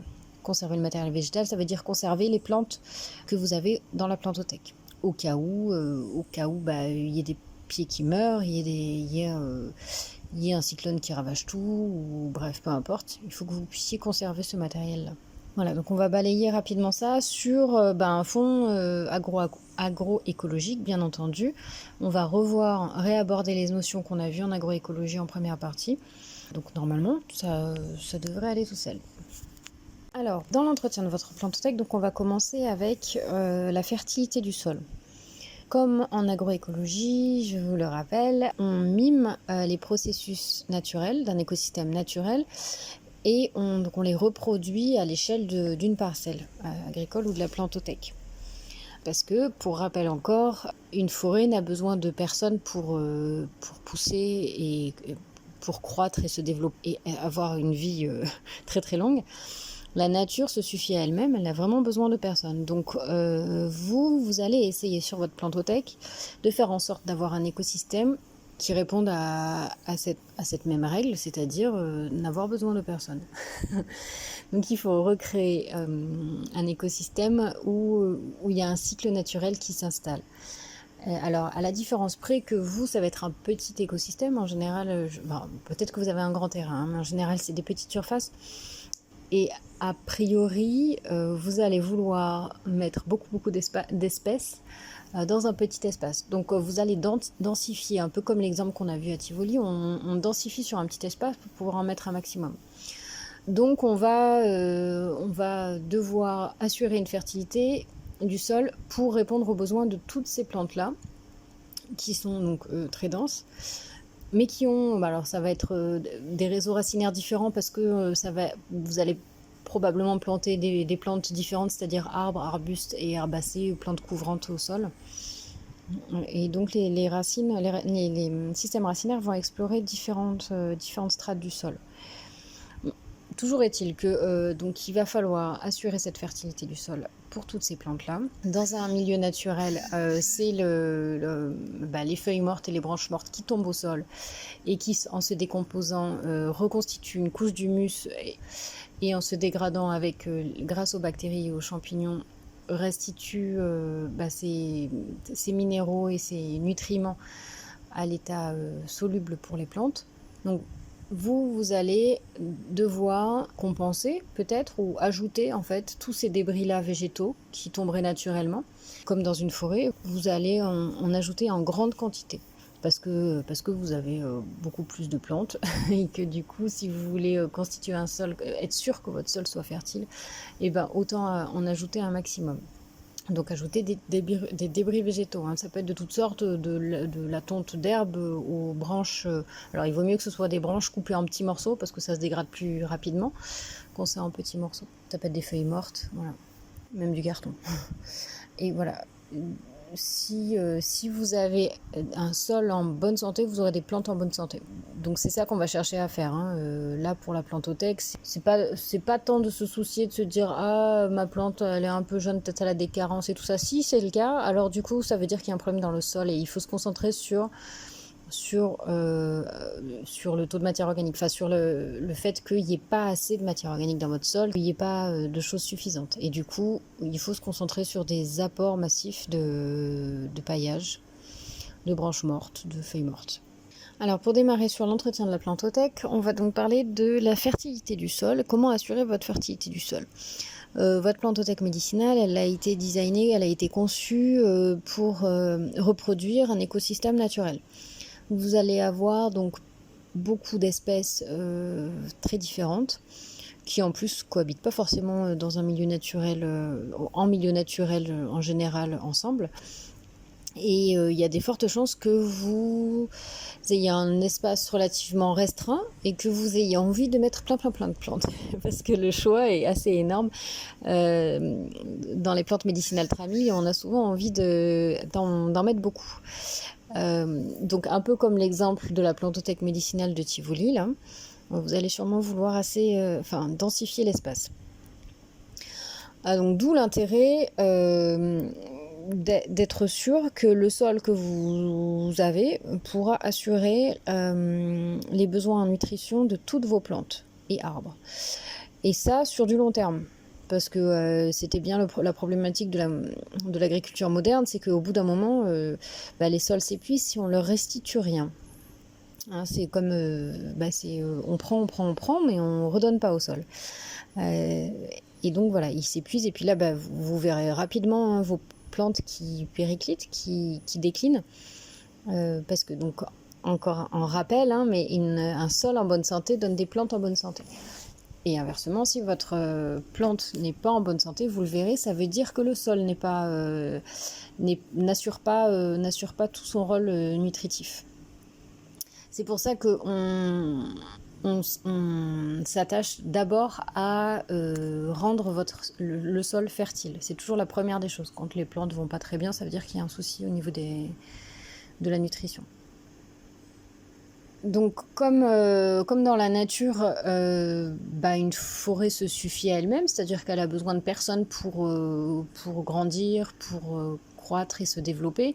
Pour votre plantothèque médicinale, on va faire en sorte que vous passiez pas trop de temps à entretenir cette plantothèque, parce que le but c'est quand même que vous ayez créé un système qui s'autogère, comme dans la nature. Donc cependant, comme votre plantothèque va sûrement être assez dense au niveau des espaces, vous allez mettre probablement pas mal de plantes, il va falloir s'assurer qu'il n'y ait pas trop de compétition entre les plantes et que le sol puisse répondre aux besoins nutritifs de toutes les plantes. Et alors en agroécologie, on n'apporte pas d'engrais chimiques, bien sûr, on l'a déjà vu en partie 1. On fait en sorte de nourrir le sol avec des choses saines, et on recopie ce qui se passe dans la nature. Dans la nature, ce sont les feuilles mortes, les branchages qui tombent au sol pour être décomposés par les décomposeurs insectes, etc., vers de terre qu'on voit, mais également par les bactéries et les champignons. Donc qui décompose tous ces branchages morts et qui les restitue, qui les digère et qui restitue les éléments nutritifs de manière soluble aux plantes ensuite. Donc le compostage, c'est un processus biologique qui permet de décomposer la matière organique. Donc la matière organique, encore une fois, c'est tout ce qui est issu du vivant, qui est mort ou vivant et issu du vivant. Voilà, donc des feuilles mortes, des branches mortes, une pelure de banane, des fans de carottes. Enfin voilà, tout ça ça vient de la nature, ça peut retourner à la nature avec le processus de compostage. Alors, le compostage, c'est pas si évident que ça à faire finalement. C'est bien quand on a beaucoup de matières premières en même temps. Du coup, ça va accélérer le processus du compostage et on aura un produit fini beaucoup plus rapidement. On va voir après, il y a plusieurs types de compost, mais globalement, le processus du compostage, c'est qu'il faut réunir dans un même endroit plusieurs ingrédients. Alors d'abord, il va vous falloir de la matière organique, donc c'est-à-dire des déchets végétaux, mais une grande variété de déchets végétaux. Pour que le compostage s'effectue bien et rapidement, et dans l'idéal, il faut 2/3 en volume, en proportion, il faut 2/3 de volume de matière carbonée et 1/3 de matière azotée. Donc ce que ça veut dire concrètement, les matières carbonées et les matières azotées, les 2/3 en volume de matière carbonée, c'est tout ce qui est sec, tout ce qui est brun, Donc des feuilles mortes, du carton, du papier, du foin, du paillage quoi, du foin, de l'herbe sèche et des branchages, mais voilà, il vaut mieux que ce soit encore une fois coupé, broyé quoi, coupé en petits morceaux. Parce que les branchages en général compostent, enfin c'est des gros morceaux quoi, ça prend du temps d'être digéré. Donc il faut tout ça beaucoup plus en gros volume, hein. C'est beaucoup de feuilles mortes et beaucoup de déchets de tonte de pelouse. Et pour un tiers des matières azotées, donc ça veut dire des matières riches en azote. Et c'est ce qu'on caractérise par le vert, le frais. Donc en général, les déchets de cuisine sont riches en azote, les effluents d'élevage, donc les déjections animales, sont riches en azote. Après, il y a certaines plantes, on a vu donc toutes les légumineuses, donc on peut ajouter des feuilles de glycéria, des feuilles de pois doux, etc. Tout ça, c'est du riche en azote. Et puis des plantes riches en azote, hein, si vous avez des épinards des déchets de tonte verts, quoi, avec des bords de route, avec des végétations de bord de route qui sont foisonnantes, par exemple, c'est très riche en azote. Voilà, mais en volume, il en faut moins. Du coup, c'est ce ratio-là, 2 tiers, 1 tiers, qui est souvent difficile, qui est souvent pas respecté, et c'est ce qui fait souvent que le compost ne composte pas, n'évolue pas, ou alors s'il y a trop de déchets azotés et pas assez de carbone, qui sentent mauvais. C'est qu'il y a un déséquilibre dans ces proportions-là. Souvent, les déchets de cuisine, quand on fait du compost à la maison, on ne pense pas à mettre des morceaux de carton, des morceaux de journaux, des morceaux de papier pour balancer cet équilibre-là. Et c'est ça qui fait que un compost pue rapidement, en fait. Pourtant, si vous avez un seau de déchets de cuisine, il faut en mettre 2 de feuilles mortes, de branchages de carton en petits morceaux, quoi. Donc il y a ce ratio-là qui est important. Il faut, dans les ingrédients nécessaires, alors les bactéries et micro et macro-organismes, donc ça c'est pas à vous de les apporter. Les bactéries, elles sont naturellement sur tous ces déchets verts azotés, là, c'est très riche en bactéries déjà. Les bactéries sont partout, hein. Et en spores de champignons également. Donc ça, c'est pas des choses que vous allez apporter, c'est un processus biologique naturel qui va se produire normalement. Mais puisqu'il y a besoin de ces bactéries-là et de ces champignons-là, alors ça veut dire qu'il faut les conditions viables pour ces bactéries et ces champignons-là. Donc il faut de l'humidité, parce que là où il y a de l'eau, il y a de la vie. Donc il faut humidifier en général votre compost. Et il faut de l'air, il faut que l'air puisse circuler à l'intérieur parce que ces bactéries sont aérobies, c'est-à-dire qu'elles ont besoin d'oxygène, enfin elles respirent avec de l'oxygène. Voilà, et il faut de la chaleur, j'ai pas dit, mais bon ici il n'y a pas de souci. Pour que tout ce processus de compostage s'effectue, il faut aussi des gros volumes. Si on essaie juste avec un petit seau de matière azotée et 2 petits seaux de matière carbonée, il n'y aura pas assez de volume immédiatement pour composter, pour monter en température et pour que les bactéries se multiplient et digèrent les matières. Il faut une certaine quantité. En général, on parle de 1 mètre cube au minimum. Donc c'est pour ça aussi que quand vous faites un compost de cuisine, individuel à la maison, souvent vous apportez, j'en sais rien, moi, tous les 3 jours, une petite quantité d'épluchures, etc. Et du coup, c'est des apports réguliers, mais en petite quantité. Donc ça va pas être le même phénomène de compostage. Ça, c'est du phénomène... c'est un compostage lent et froid. Voilà, alors que là, ce compostage-là, avec une montée en température comme il est sur le graphique, là, c'est un compostage en tas avec un gros volume. Et du coup, on peut avoir un compost en 3 semaines, facile. Quand on aère, quand on le retourne, et quand on a des grosses quantités, et quand on a les bonnes proportions. Donc sur cette courbe-là, donc en abscisse, en horizontal, on a le temps, et on a en ordonnée les températures. Et donc c'est une courbe de température, on voit que la température évolue dans le temps. Et dans les premières phases du compostage, on a une montée en température qui peut aller jusqu'à en général 65 degrés, et on ne souhaite pas que ça aille au-delà parce que ça peut faire un compost complètement stérile et on ne veut pas ça. Mais cette montée en température-là, elle est due à la multiplication des bactéries. voilà, qui vont se multiplier, parce qu'elles vont consommer également les nutriments, enfin tout ce qu'elles trouvent dans le compost. Et en se multipliant là, elles produisent de l'énergie en fait. Et quand elles produisent de l'énergie, c'est sous forme de chaleur. Elles se dissipent sous forme de chaleur. Ce qui est bien dans cette montée en température là, c'est que du coup, si vous aviez des graines dans le compost, si vous aviez fait par exemple des coupes d'herbes de bordure de chemin et que c'était monté à graines, et ben ces graines-là, au-delà de 65 degrés, elles ne vont plus être en capacité de germer ensuite. Donc ça assainit le tas de compost. Voilà, donc c'est un phénomène où on aère, et puis du coup, en aérant, ça refroidit. Il y a un peu moins de nourriture pour les premières bactéries, et du coup, il y a une succession de bactéries et de champignons qui vont travailler.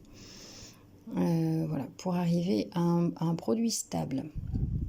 Donc, encore une fois, ce phénomène-là de compostage qui monte en température, c'est vraiment en général, on parle de compost en andins. C'est des andins, c'est des lignes de quantité de tonnes de matériaux qui montent en température. Donc il existe plusieurs types de compost. Vous n'êtes pas forcément en capacité de faire des composts qui montent en température à cause justement de ces volumes de matières premières à fournir. Et donc souvent, et puis en plus c'est un peu contraignant parce qu'il y a effectivement des retournements assez fréquents à effectuer. Donc souvent, ce qui est choisi à l'échelle individuelle, et vous pour votre projet de plantothèque, c'est peut-être ce qui va être plus facile, c'est du compostage à froid, c'est-à-dire juste entasser au même endroit différentes couches de déchets organiques. Donc au fur et à mesure que vous en avez qui arrivent, vous en rajoutez. C'est quand même bien de l'aérer une fois de temps en temps, hein. Et voilà, et c'est bien aussi de le recouvrir, hein, que ce ne soit pas inondé par les grosses pluies. Il faut que le compost soit humide, mais pas non plus inondé. Il faut contrôler l'humidité qui arrive dedans, et souvent du coup on met une bâche ou un petit toit pour pas que ce soit trop humide. Et après, à vous de l'arroser. Sur les photos de cette diapo, là, vous pouvez avoir plusieurs exemples de zones de compostage, voilà, où des déchets organiques sont empilés en attendant d'être compostés, avec sur la photo du milieu une fourche, hein, pour montrer que c'est quelque chose qu'on va retourner, qu'on va aérer. Voilà. Et puis là, le troisième type de compostage qui existe, c'est le compostage de surface, c'est-à-dire qu'on pose directement les déchets organiques directement sur la surface de la terre, et ils vont se faire digérer par les décomposeurs du sol et donner de l'humus comme ce qui se passe en milieu naturel dans une forêt. Et du coup, c'est le phénomène, c'est aussi ce qu'on recherche à travers le paillage. Alors, le paillage, qu'est-ce que c'est? C'est la pratique numéro 1 en agroécologie et en permaculture. C'est l'outil indispensable. Vous ne pouvez pas passer à côté de ça. Vous devez, dans votre plantothèque, mettre en place la pratique du paillage. C'est quelque chose qui est recommandé agronomiquement, qui est de plus en plus réalisé dans les jardins, mais néanmoins, chez certains, il y a quand même une réticence, parce que pour certains, le paillage, ça fait sale.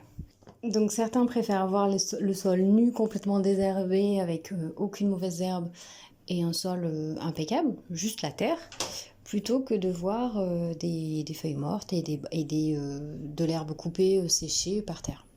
C'est juste une question d'habitude, de vision des choses. Moi, j'ai beaucoup bossé en permaculture dans beaucoup de fermes, et du coup, c'était complètement impensable de laisser le sol nu, on va voir pourquoi. Et esthétiquement, le paillage, donc il y en a de plusieurs sortes, et j'ai jamais trouvé ça moche. Alors souvent les chemins étaient paillés avec des copeaux de bois, pardon. Donc c'est aussi agréable de marcher sur des copeaux de bois plutôt que sur la terre. Et puis les zones plantées étaient paillées avec de l'herbe de tonte. Et du coup, je sais pas, j'ai jamais trouvé ça moche personnellement. Et voilà, en espérant que vous y voyez aussi un intérêt.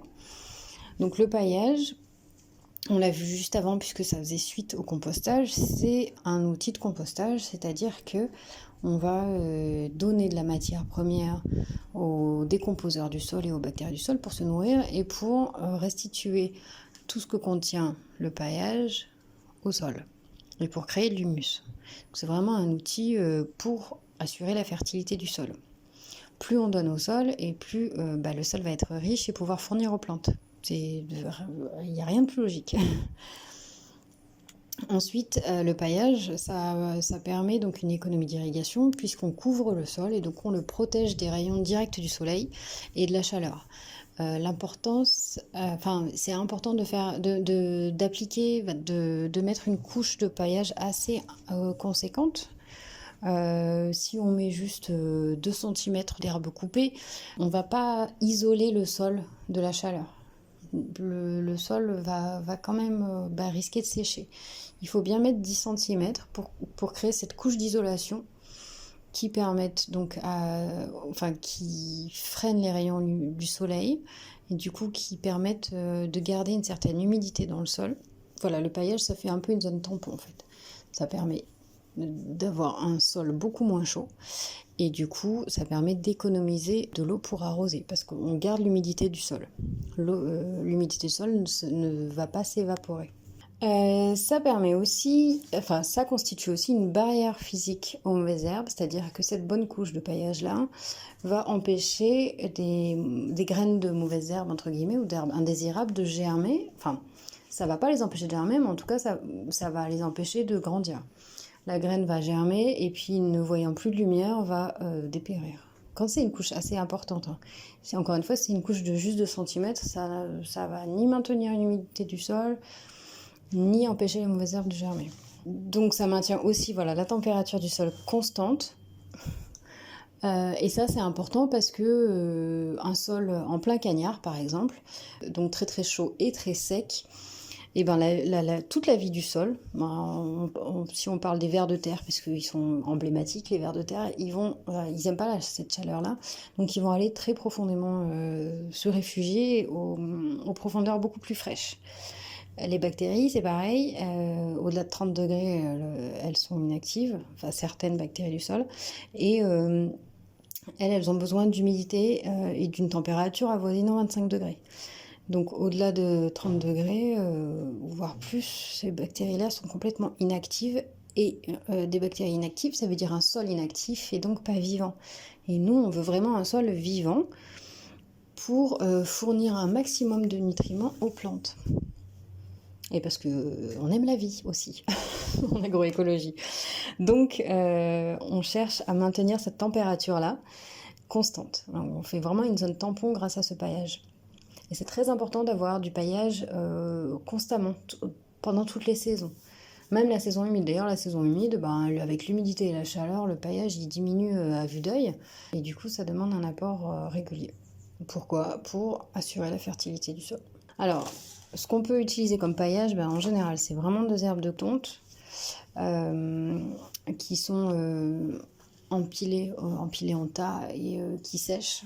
En tas retourné, qui sèchent, pas qui compostent, quoi. Donc c'est aussi important de faire la distinction parce que un tas d'herbes coupées en 2 mètres de haut, là, forcément qui va composter.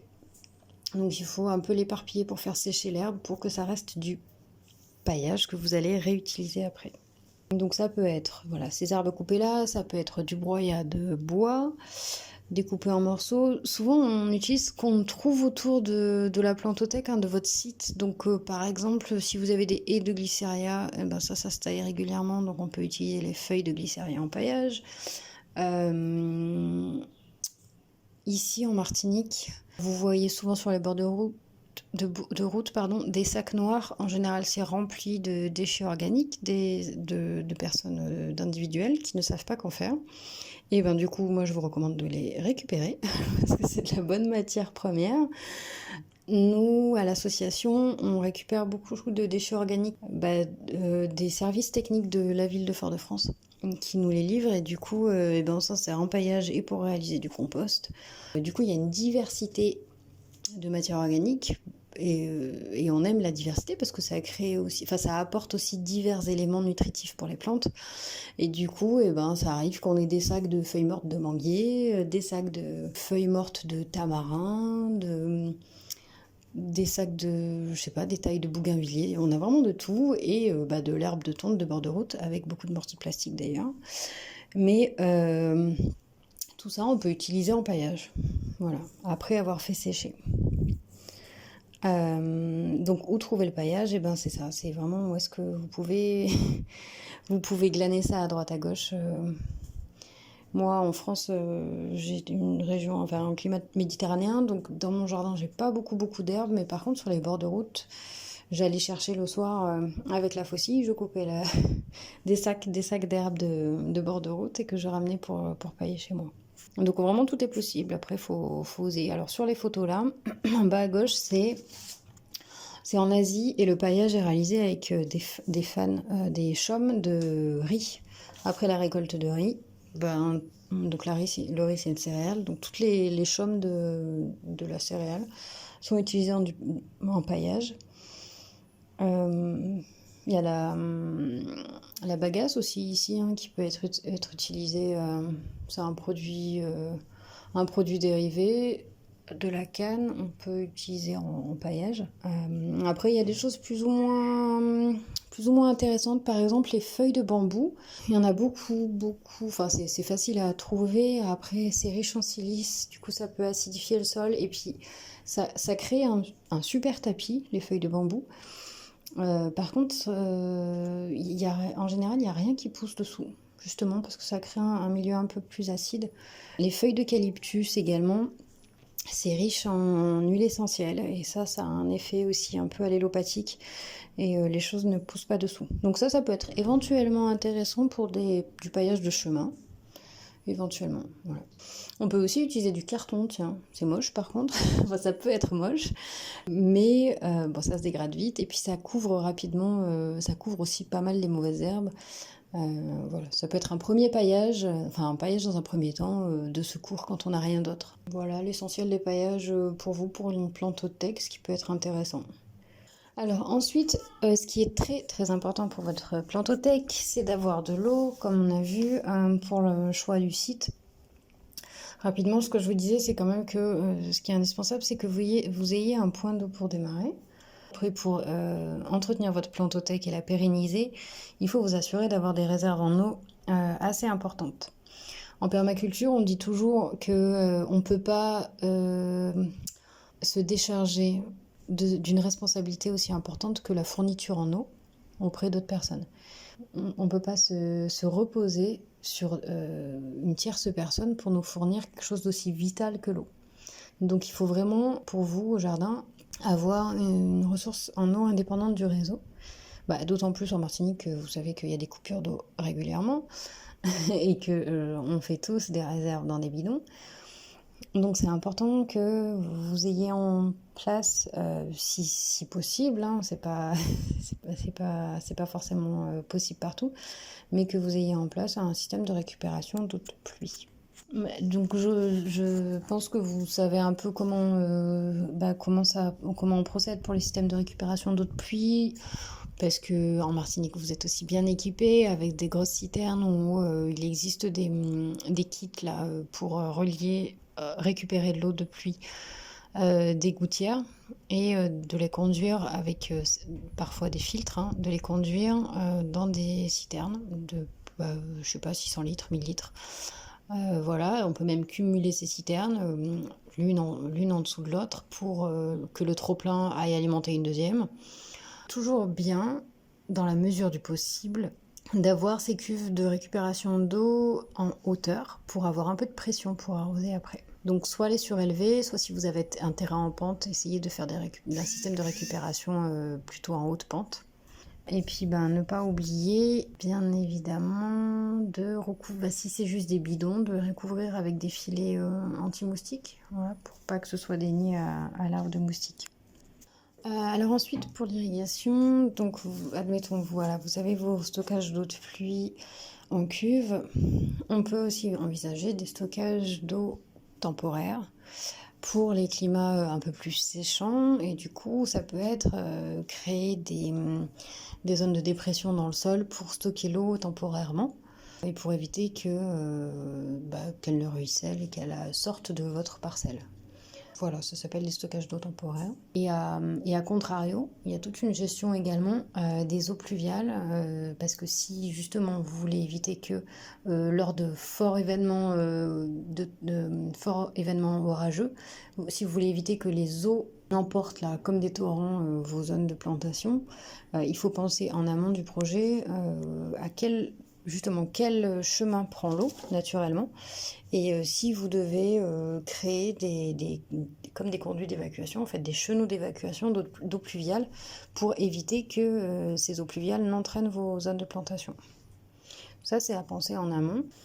Alors ensuite, pourquoi on va s'occuper de l'eau, pourquoi l'eau est si importante? Alors vous le savez, c'est pour la survie de vos plantes, mais c'est également pour la survie de la vie du sol.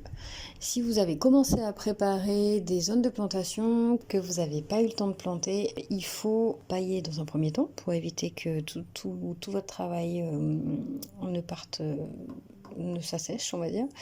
Et il ne faut pas hésiter à arroser une zone non plantée, parce que même si elle n'est pas plantée, il y a quand même de la vie dans le sol, et la vie dans le sol a besoin d'humidité. Donc il faut l'arroser au même titre qu'une zone plantée. Voilà. Pour les jardins, pour les plantothèques médicinales qui sont réalisées hors sol, dans des bacs, des pots, etc., vous remarquerez que la fréquentation d'arrosage va être assez élevée, pour la simple et bonne raison qu'il n'y a pas beaucoup de terre, de volume de terre dans les pots et dans les bacs. Et du coup, il n'y a pas une grande réserve pour l'eau. Et ces bacs-là auront tendance à s'assécher plus rapidement. D'où l'importance de pailler abondamment, mais également d'arroser probablement un peu plus souvent. Donc pour continuer sur l'irrigation, en parlant d'irrigation, on va parler vous savez qu'il y a plusieurs systèmes pour arroser. Il y a des systèmes assez efficaces qui sont notamment le goutte à goutte. Donc ça implique quand même une installation en général sur des zones plates, avec des zones plutôt alignées, plutôt en longiligne, en longueur. Quand même une bonne pression en eau. Mais par contre, ça permet une grosse économie d'eau, et puis ça permet de ne pas s'en occuper. On ouvre l'arrivée d'eau et puis ça arrose tout seul. Donc c'est un investissement au départ assez important, mais finalement avec un retour sur investissement rapide. C'est un confort de travail quand même assez important. Mais ça ne se prête pas à tous les designs. Donc c'est ça qui est un peu dommage. Puis il faut bien sûr fournir le matériel au départ. Mais c'est vraiment un bon investissement si vous avez la possibilité de vous fournir en goutte à goutte. Donc ensuite, il y a l'irrigation par aspersion, donc à l'aide d'un asperseur. Ça imite la pluie, donc ça réalise des fines gouttes qui vont tomber sur vos plantations. Ça a l'inconvénient de ne pas pouvoir arroser partout, c'est juste dans un arc de cercle. Et puis il peut y avoir des pertes de l'eau qui n'atteint pas ce que vous voulez, et de l'eau qui attend des choses que vous ne voulez pas. Donc c'est aussi des choses des fois à contrôler. Ça peut utiliser des gros volumes, mais bon, ça vous décharge encore un peu de travail. Après, il y a l'irrigation manuelle, c'est-à-dire vous avec un tuyau ou un arrosoir. C'est un peu plus fastidieux, mais au moins vous savez ce que vous arrosez, vous savez combien vous mettez. C'est ce qui est plutôt préconisé en général à petite échelle, sur des petites surfaces. De toute façon, si vous avez mis en place le paillage vous économise quand même des passages d'arrosage. Vous pouvez économiser de l'eau d'irrigation et du temps d'irrigation grâce au paillage. Par contre, du coup, s'il y a du paillage, effectivement, quand on va arroser la plante, on va faire attention et arroser plutôt au pied de la plante, parce que si c'est bien d'arroser le paillage aussi, mais en général, il est tellement épais que l'eau ne va pas pénétrer jusqu'à la terre. Donc, il est préférable d'arroser au pied à chaque fois. Enfin, abondamment au pied et un peu moins abondamment sur le paillage. L'intérêt par rapport à l'aspersion, même si l'aspersion gagne du temps, par exemple, c'est que les feuilles ne sont pas touchées par les gouttes d'eau. Quand vous faites manuellement, il faut faire attention de ne pas arroser le feuillage. Un feuillage arrosé par l'eau, ça peut être dangereux entre guillemets pour la plante parce que vous savez que les gouttes d'eau qui tombent sur une feuille, il suffit qu'il y ait un rayon lumineux, donc solaire, qui arrive et ça fait un effet loupe et ça brûle la feuille. Donc souvent on a des décolorations de feuilles comme ça, par taches, et c'est en fait des feuilles qui ont brûlé à cause de l'arrosage, d'un arrosage sur des feuilles. Et puis des feuilles mouillées, ça favorise aussi certaines maladies fongiques, enfin de champignons, qui peuvent se développer, qui aiment l'humidité du feuillage. Voilà. Et puis la dernière méthode d'irrigation, c'est par immersion, mais ça va pas vous concerner forcément. C'est sur des grands territoires où on ouvre des canaux, des arrivées d'eau, et on immerge tout. Donc c'est certaines cultures tropicales, typiquement le riz, mais pas que. Il y a du taro, du dachine, d'eau aussi, qui procède comme ça. Puis d'autres céréales aussi, on ouvre les canaux comme ça et puis on inonde dans un temps imparti, hein, c'est peut-être une paire d'heures ou 5 heures max, et puis après on ferme. La dernière petite photo en bas à gauche, là, c'est un système d'irrigation au goutte à goutte fait maison. Je vous en avais parlé là dans le cadre de la plantothèque médicinale d'urgence du séminaire collège à Fort-de-France, où le prof de techno a conçu ces bouteilles-là, là, retournées avec un petit goulot, enfin un distributeur d'eau là en pointe, en bout, avec ses élèves, donc en cours de techno, donc c'est pas mal. Et du coup, ça arrose au pied. Alors en fait, sur internet, il y a plein d'exemples de systèmes en fait, d'irrigation comme ça, pour faire du goutte à goutte un peu, pour s'économiser, et ça peut être intéressant. Encore une fois, l'agroécologie est super créative, et du coup, internet fournit beaucoup d'exemples de choses qu'on peut faire. Faut pas s'en priver, quoi. Faut essayer. Si ça vous convient pas, tant pis. Mais des fois, il y a des choses qui sont pas mal. Alors la troisième chose importante pour la maintenance, pour l'entretien de votre plantothèque et sa pérennité, c'est les pratiques de taille et de maintenance en général. Effectivement, votre plantothèque, vous l'avez plantée, mais au bout de 6 mois, ça va déjà... il suffit d'une saison humide et ça va déjà... la végétation va déjà se développer de manière assez importante, pardon. Et du coup, surtout si vous avez des petits espaces, il va falloir justement endiguer cette croissance-là importante. Si vous voulez pas qu'il y ait une plante qui prenne le dessus sur une autre, par exemple. Ou si vous voulez vraiment bien conserver la taille des plantes comme au départ, il va falloir tailler. Donc pour la taille, il y a une saisonnalité dans la taille, de ce que moi j'avais appris en permaculture. Par exemple, donc à la saison sèche, à Carême, on va chercher à avoir de l'ombre dans votre site, là, dans votre plantothèque. On va chercher à avoir de l'ombre pour que le soleil très sec n'atteigne pas trop le sol. Et pour éviter, les plantes sont déjà en stress hydrique, donc pour éviter d'avoir encore plus de stress hydrique.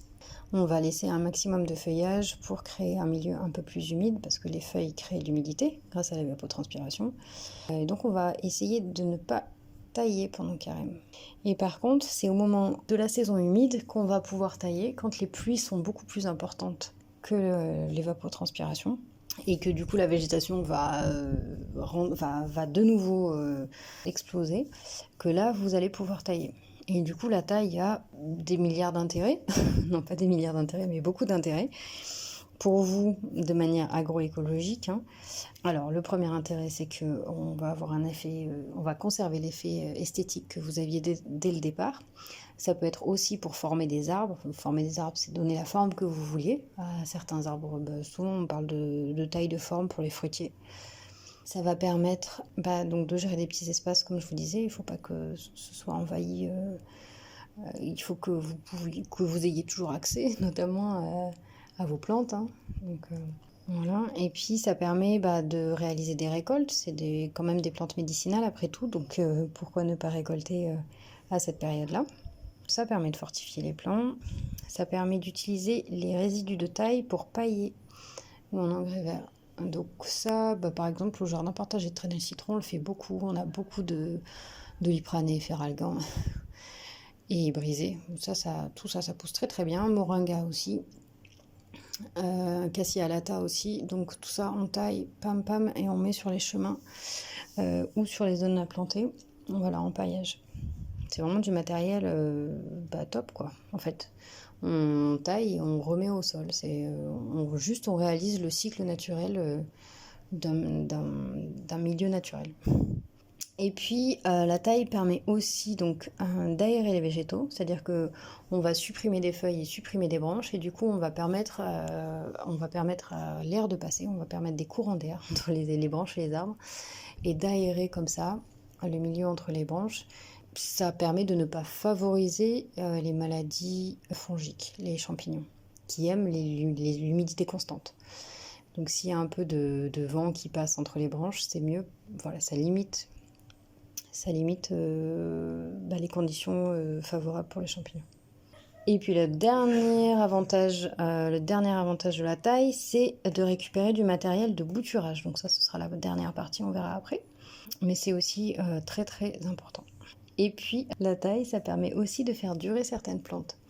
Je crois que je vous l'ai déjà dit là, donc il y avait dans toute la liste des plantes de la plantothèque médicinale, de la pharmacopée caribéenne, pardon, on trouve des plantes vivaces ou annuelles. Et du coup, il y a certaines plantes annuelles, notamment ici sous les tropiques, là, le basilic, qui, s'il monte à graines, il fait sa graine et puis après il meurt. Mais si vous le taillez pour empêcher qu'il monte à graines, donc vous pouvez le laisser faire sa fleur, mais si vous taillez à la fin de la floraison, quand les fleurs sont fanées et avant que les graines mûrissent, vous pouvez tailler là. Et du coup, le basilic va se dire mince, j'ai pas eu le temps de faire mes graines, je vais refaire la végétation et refleurir. Et là, du coup, vous conservez un pied beaucoup plus longtemps. Alors, pour réaliser la taille, en général, pour bien faire, on prend un sécateur ou une cisaille qu'on a désinfectée avant. Moi, j'aime bien prendre la flamme d'un briquet pour désinfecter une lame, c'est rapide. Et donc ça, on le fait pour éviter de contaminer la plante avec éventuellement des virus ou des bactéries qui ont pu être sur d'autres plants. Voilà, pour éviter de contaminer d'autres plants. Si on taille une plante ou un arbre qui a été malade, souvent on essaie d'isoler ce qu'on a taillé et de ne pas vraiment le réutiliser pour en paillage. Pour la taille toujours, vous allez voir que vous allez devoir sûrement passer plusieurs fois dans la saison humide parce que la végétation n'arrête pas de croître. Il y a des plantes qui ont une propension à se développer beaucoup plus importante que d'autres. Je pense notamment à la brisée, si vous en mettez, vous allez voir. Qu'est-ce qu'il y a d'autre ? Le moringa aussi, les glycéria aussi. Il y a pas mal d'arbres en fait, d'arbustes, qui supportent très très bien la taille. Donc il ne faut pas hésiter à les tailler. Et puis en règle générale, un arbre qui est taillé régulièrement supporte mieux la taille que si c'est une fois tous les 5 ans, quoi, où il ne comprend pas ce qui lui arrive. Et alors, pour continuer, donc un peu plus sur la maintenance maintenant, ça arrive, j'allais dire, dans des bacs, mais pas que dans des bacs en fait, même au sol. Il y a certaines plantes qui courent, enfin, c'est moi qui dis qu'elles courent, elles sont rampantes, vous savez. Là, par exemple, j'ai devant moi Zerbe charpentier. Elle aime bien ramper, et puis dès qu'il y a un nœud qui arrive par terre, elle va raciner, elle se marcotte naturellement. Et du coup, il y a des plantes comme ça qui vont un peu envahir des espaces. La rada, elle va se ressemer, elle va être partout. Ouais, voilà, il y a des plantes comme ça qui envahissent un peu l'espace, et du coup, il faut pas hésiter en fait à les rabattre, à les tailler sévèrement, parce que sinon, elles vont prendre tout l'espace. Le gros thym aussi, ça donne des grosses touffes, là, il faut pas hésiter à tailler ça. Enfin, en général, voilà, vous allez voir, je pense que si vous faites une plantothèque médicinale, c'est que vous connaissez un petit peu le jardin. Après, même si vous ne connaissez pas, il suffit. L'important, c'est d'observer ce qui se passe dans votre jardin et de faire des expériences. En évitant de tuer les plantes, bien sûr, mais en enlevant une branche ou deux sur un arbre ou sur une plante, vous verrez si ça lui fait du mal ou pas. Alors, la dernière partie qui concerne l'entretien de votre plantothèque et l'entretien, mais surtout pour la pérenniser, c'est donc la conservation des espèces que vous avez au sein de la plantothèque. Donc c'est des espèces que vous avez dû vous fournir auprès d'Ipiranga, notre association, si vous êtes accompagné par le PNRM. Vous pouvez aussi vous fournir, comme les exemples là, du séminaire collège par les familles d'élèves qui participent au projet de plantothèque médicinale. Ça peut être par des donateurs. Dans tous les cas, il faut bien s'assurer que la plante est la bonne. Donc faire intervenir un botaniste, voilà, pour être sûr que ce que vous allez étiqueter correspond vraiment à la plante que vous avez plantée. Du coup, il y a pas mal de plantes qui sont annuelles, comme on l'avait vu au début. Là, il y a des plantes annuelles ou vivaces. Mais alors, votre souci, ça va être que les plantes annuelles, une fois qu'elles ont monté à graines, elles vont mourir normalement. Donc ça veut dire que dans votre plantothèque médicinale, au moment où vous allez planter votre plante, tout va bien, elle est là. Et puis ça veut dire que dans 3 mois, dans 6 mois, elle n'est plus là parce qu'elle est montée à graines et qu'elle est morte. Par exemple, pour ça, qu'il va falloir que vous ayez une pépinière pour récolter les graines, pour replanter cette plante-là, pour ressemer cette plante-là et la replanter ensuite dans votre plantothèque. Ou faire des boutures. Par exemple, c'est le cas de Zaba vert qui est annuel et voilà, qui une fois qu'elle a fait ses graines meurt. C'est aussi le cas du basilic, mais ça je vous ai dit comment on pouvait la maintenir un peu plus longtemps. Et c'est le cas aussi de toutes les plantes maraîchères en fait. Si je me souviens bien, dans la liste là, des plantes de la pharmacopée, il y a le gombo par exemple, il y a le giromon. Tout ça, ça a une durée de vie limitée aussi. Donc il vous faut cet espace-là pour conserver les espèces, pour ensuite les réimplanter dans votre plantothèque. Il faut se dire aussi que on est en milieu quand même, comme on dit, tropical, avec des potentiels cyclones qui peuvent nous arriver dessus et du coup détruire pas mal de choses. Donc c'est bien d'avoir du matériel en double, entre guillemets, si jamais vous avez des pertes, s'il y a des maladies aussi qui arrivent et ou des chenilles, ou bref, voilà, qui arrivent et qui déciment de vos plantes, ça peut arriver. Et puis, c'est intéressant aussi d'avoir des réserves de graines ou de boutures au cas où vous allez être membre d'un réseau en fait, avec les autres, un réseau qui est composé d'autres plantothèques médicinales de la Martinique. Et du coup, ça peut être l'occasion d'avoir des choses à échanger avec d'autres plantothèques médicinales. Que vous, il vous manque une plante qui vous intéresse et qu'un autre projet là, et puis vous pouvez lui échanger avec d'autres plantes que vous avez. Par la conservation des espèces, ce qu'on entend, c'est la récolte de graines d'une part et le bouturage d'autre part. Les deux sont possibles. Vous allez faire vos tests. Il y a des choses qui se bouturent facilement et puis d'autres beaucoup moins. Il y a des choses qui prennent rapidement avec des graines et d'autres moins. Donc c'est aussi peut-être vous pouvez faire vos expériences. Après, il y a aussi des choses qu'on trouve sur Internet. Mais alors l'avantage de récolter des graines, c'est que d'abord vous pouvez stocker sur relativement longtemps, de l'ordre de l'année, et du coup vous avez une conservation un peu plus d'une longue durée. Et que même s'il y a un cyclone qui vous est passé dessus, vos bocaux de graines dans un placard ou dans un frigo, voilà, il n'aura pas été altéré et vous aurez toujours ça. L'intérêt de faire des récoltes de graines aussi, c'est que les graines, elles sont issues donc des fruits, issus eux-mêmes de la fécondation des fleurs. Et du coup, il y a eu un brassage génétique. Et c'est intéressant d'avoir un brassage génétique, d'avoir des graines issues d'un brassage génétique. Parce que c'est un phénomène naturel et ça permet d'avoir des graines d'une plus grande résistance. Donc les récolter les graines, c'est plus ou moins fastidieux, mais ça se fait.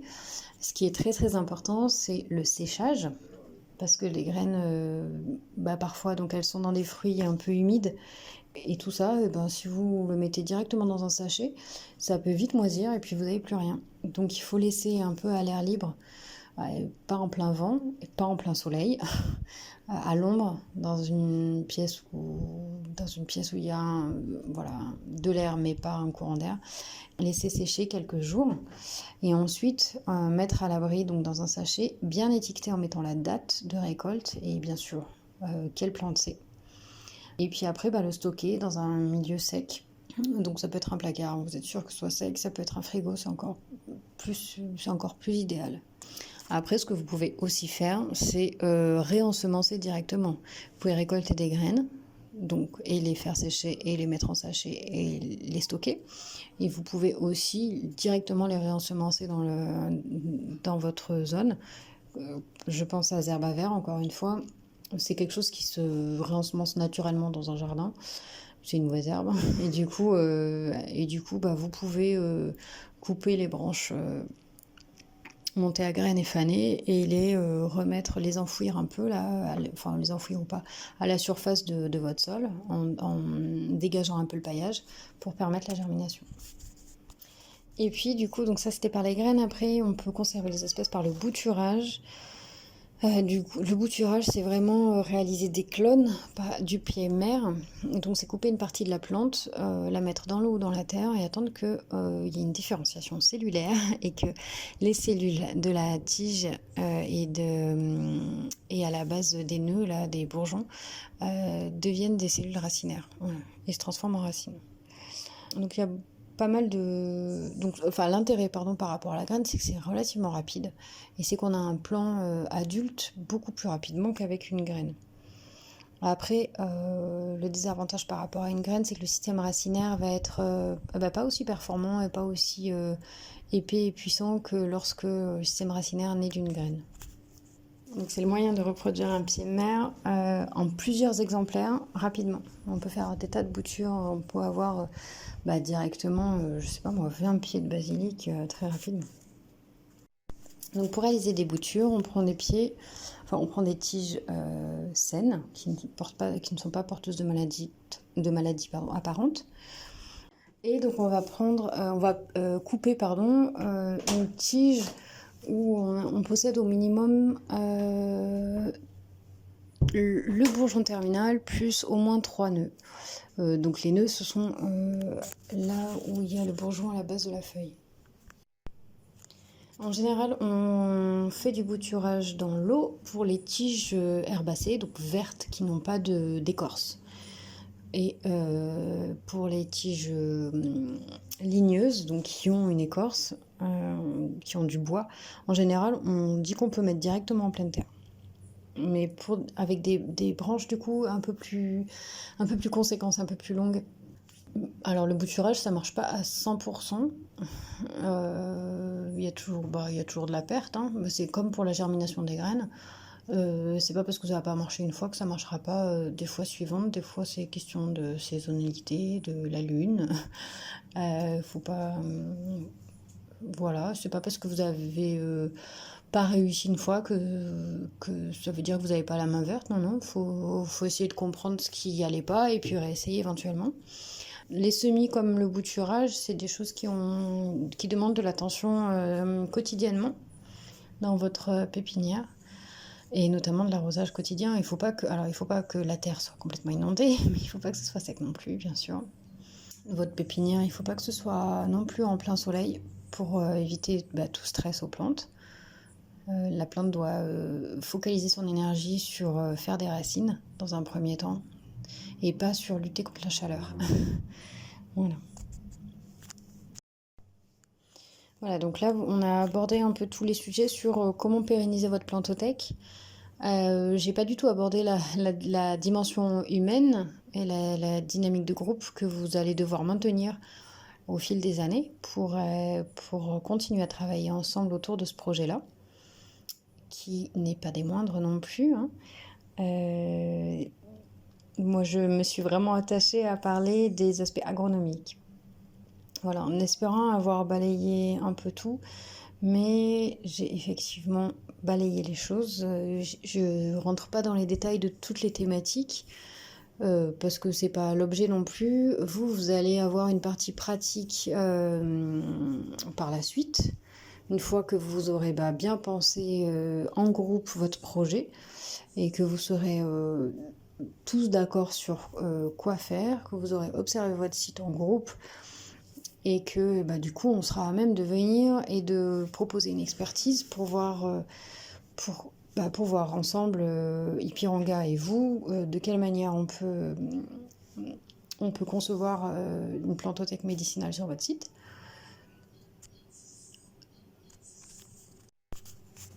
Et du coup, ce sera à la suite voilà, de cette formation, de votre travail collectif en groupe, de votre réflexion individuelle et collective, qu'il y aura ensuite une partie terrain, un accompagnement, ça va rester juste un accompagnement de votre projet. Et où à ce moment-là, vous pourrez avoir des compléments d'information, des compléments de formation sur l'agroécologie en général et sur l'entretien des plantes de votre plantothèque médicinale, si on a la réponse. On ne sait pas tout, évidemment. Encore une fois, le meilleur apprentissage, c'est l'observation sur le terrain. Pour nous également. Je vous remercie de votre attention. J'espère que cette formation en ligne a pu répondre à vos premières interrogations. Et puis, j'espère que vous avez maintenant un peu des éléments, des billes pour pouvoir démarrer seul. Enfin, seul, à plusieurs dans votre projet. Et puis, en attendant de vous retrouver autour de vos projets à l'état concret. Voilà. Merci beaucoup et puis à bientôt, au revoir.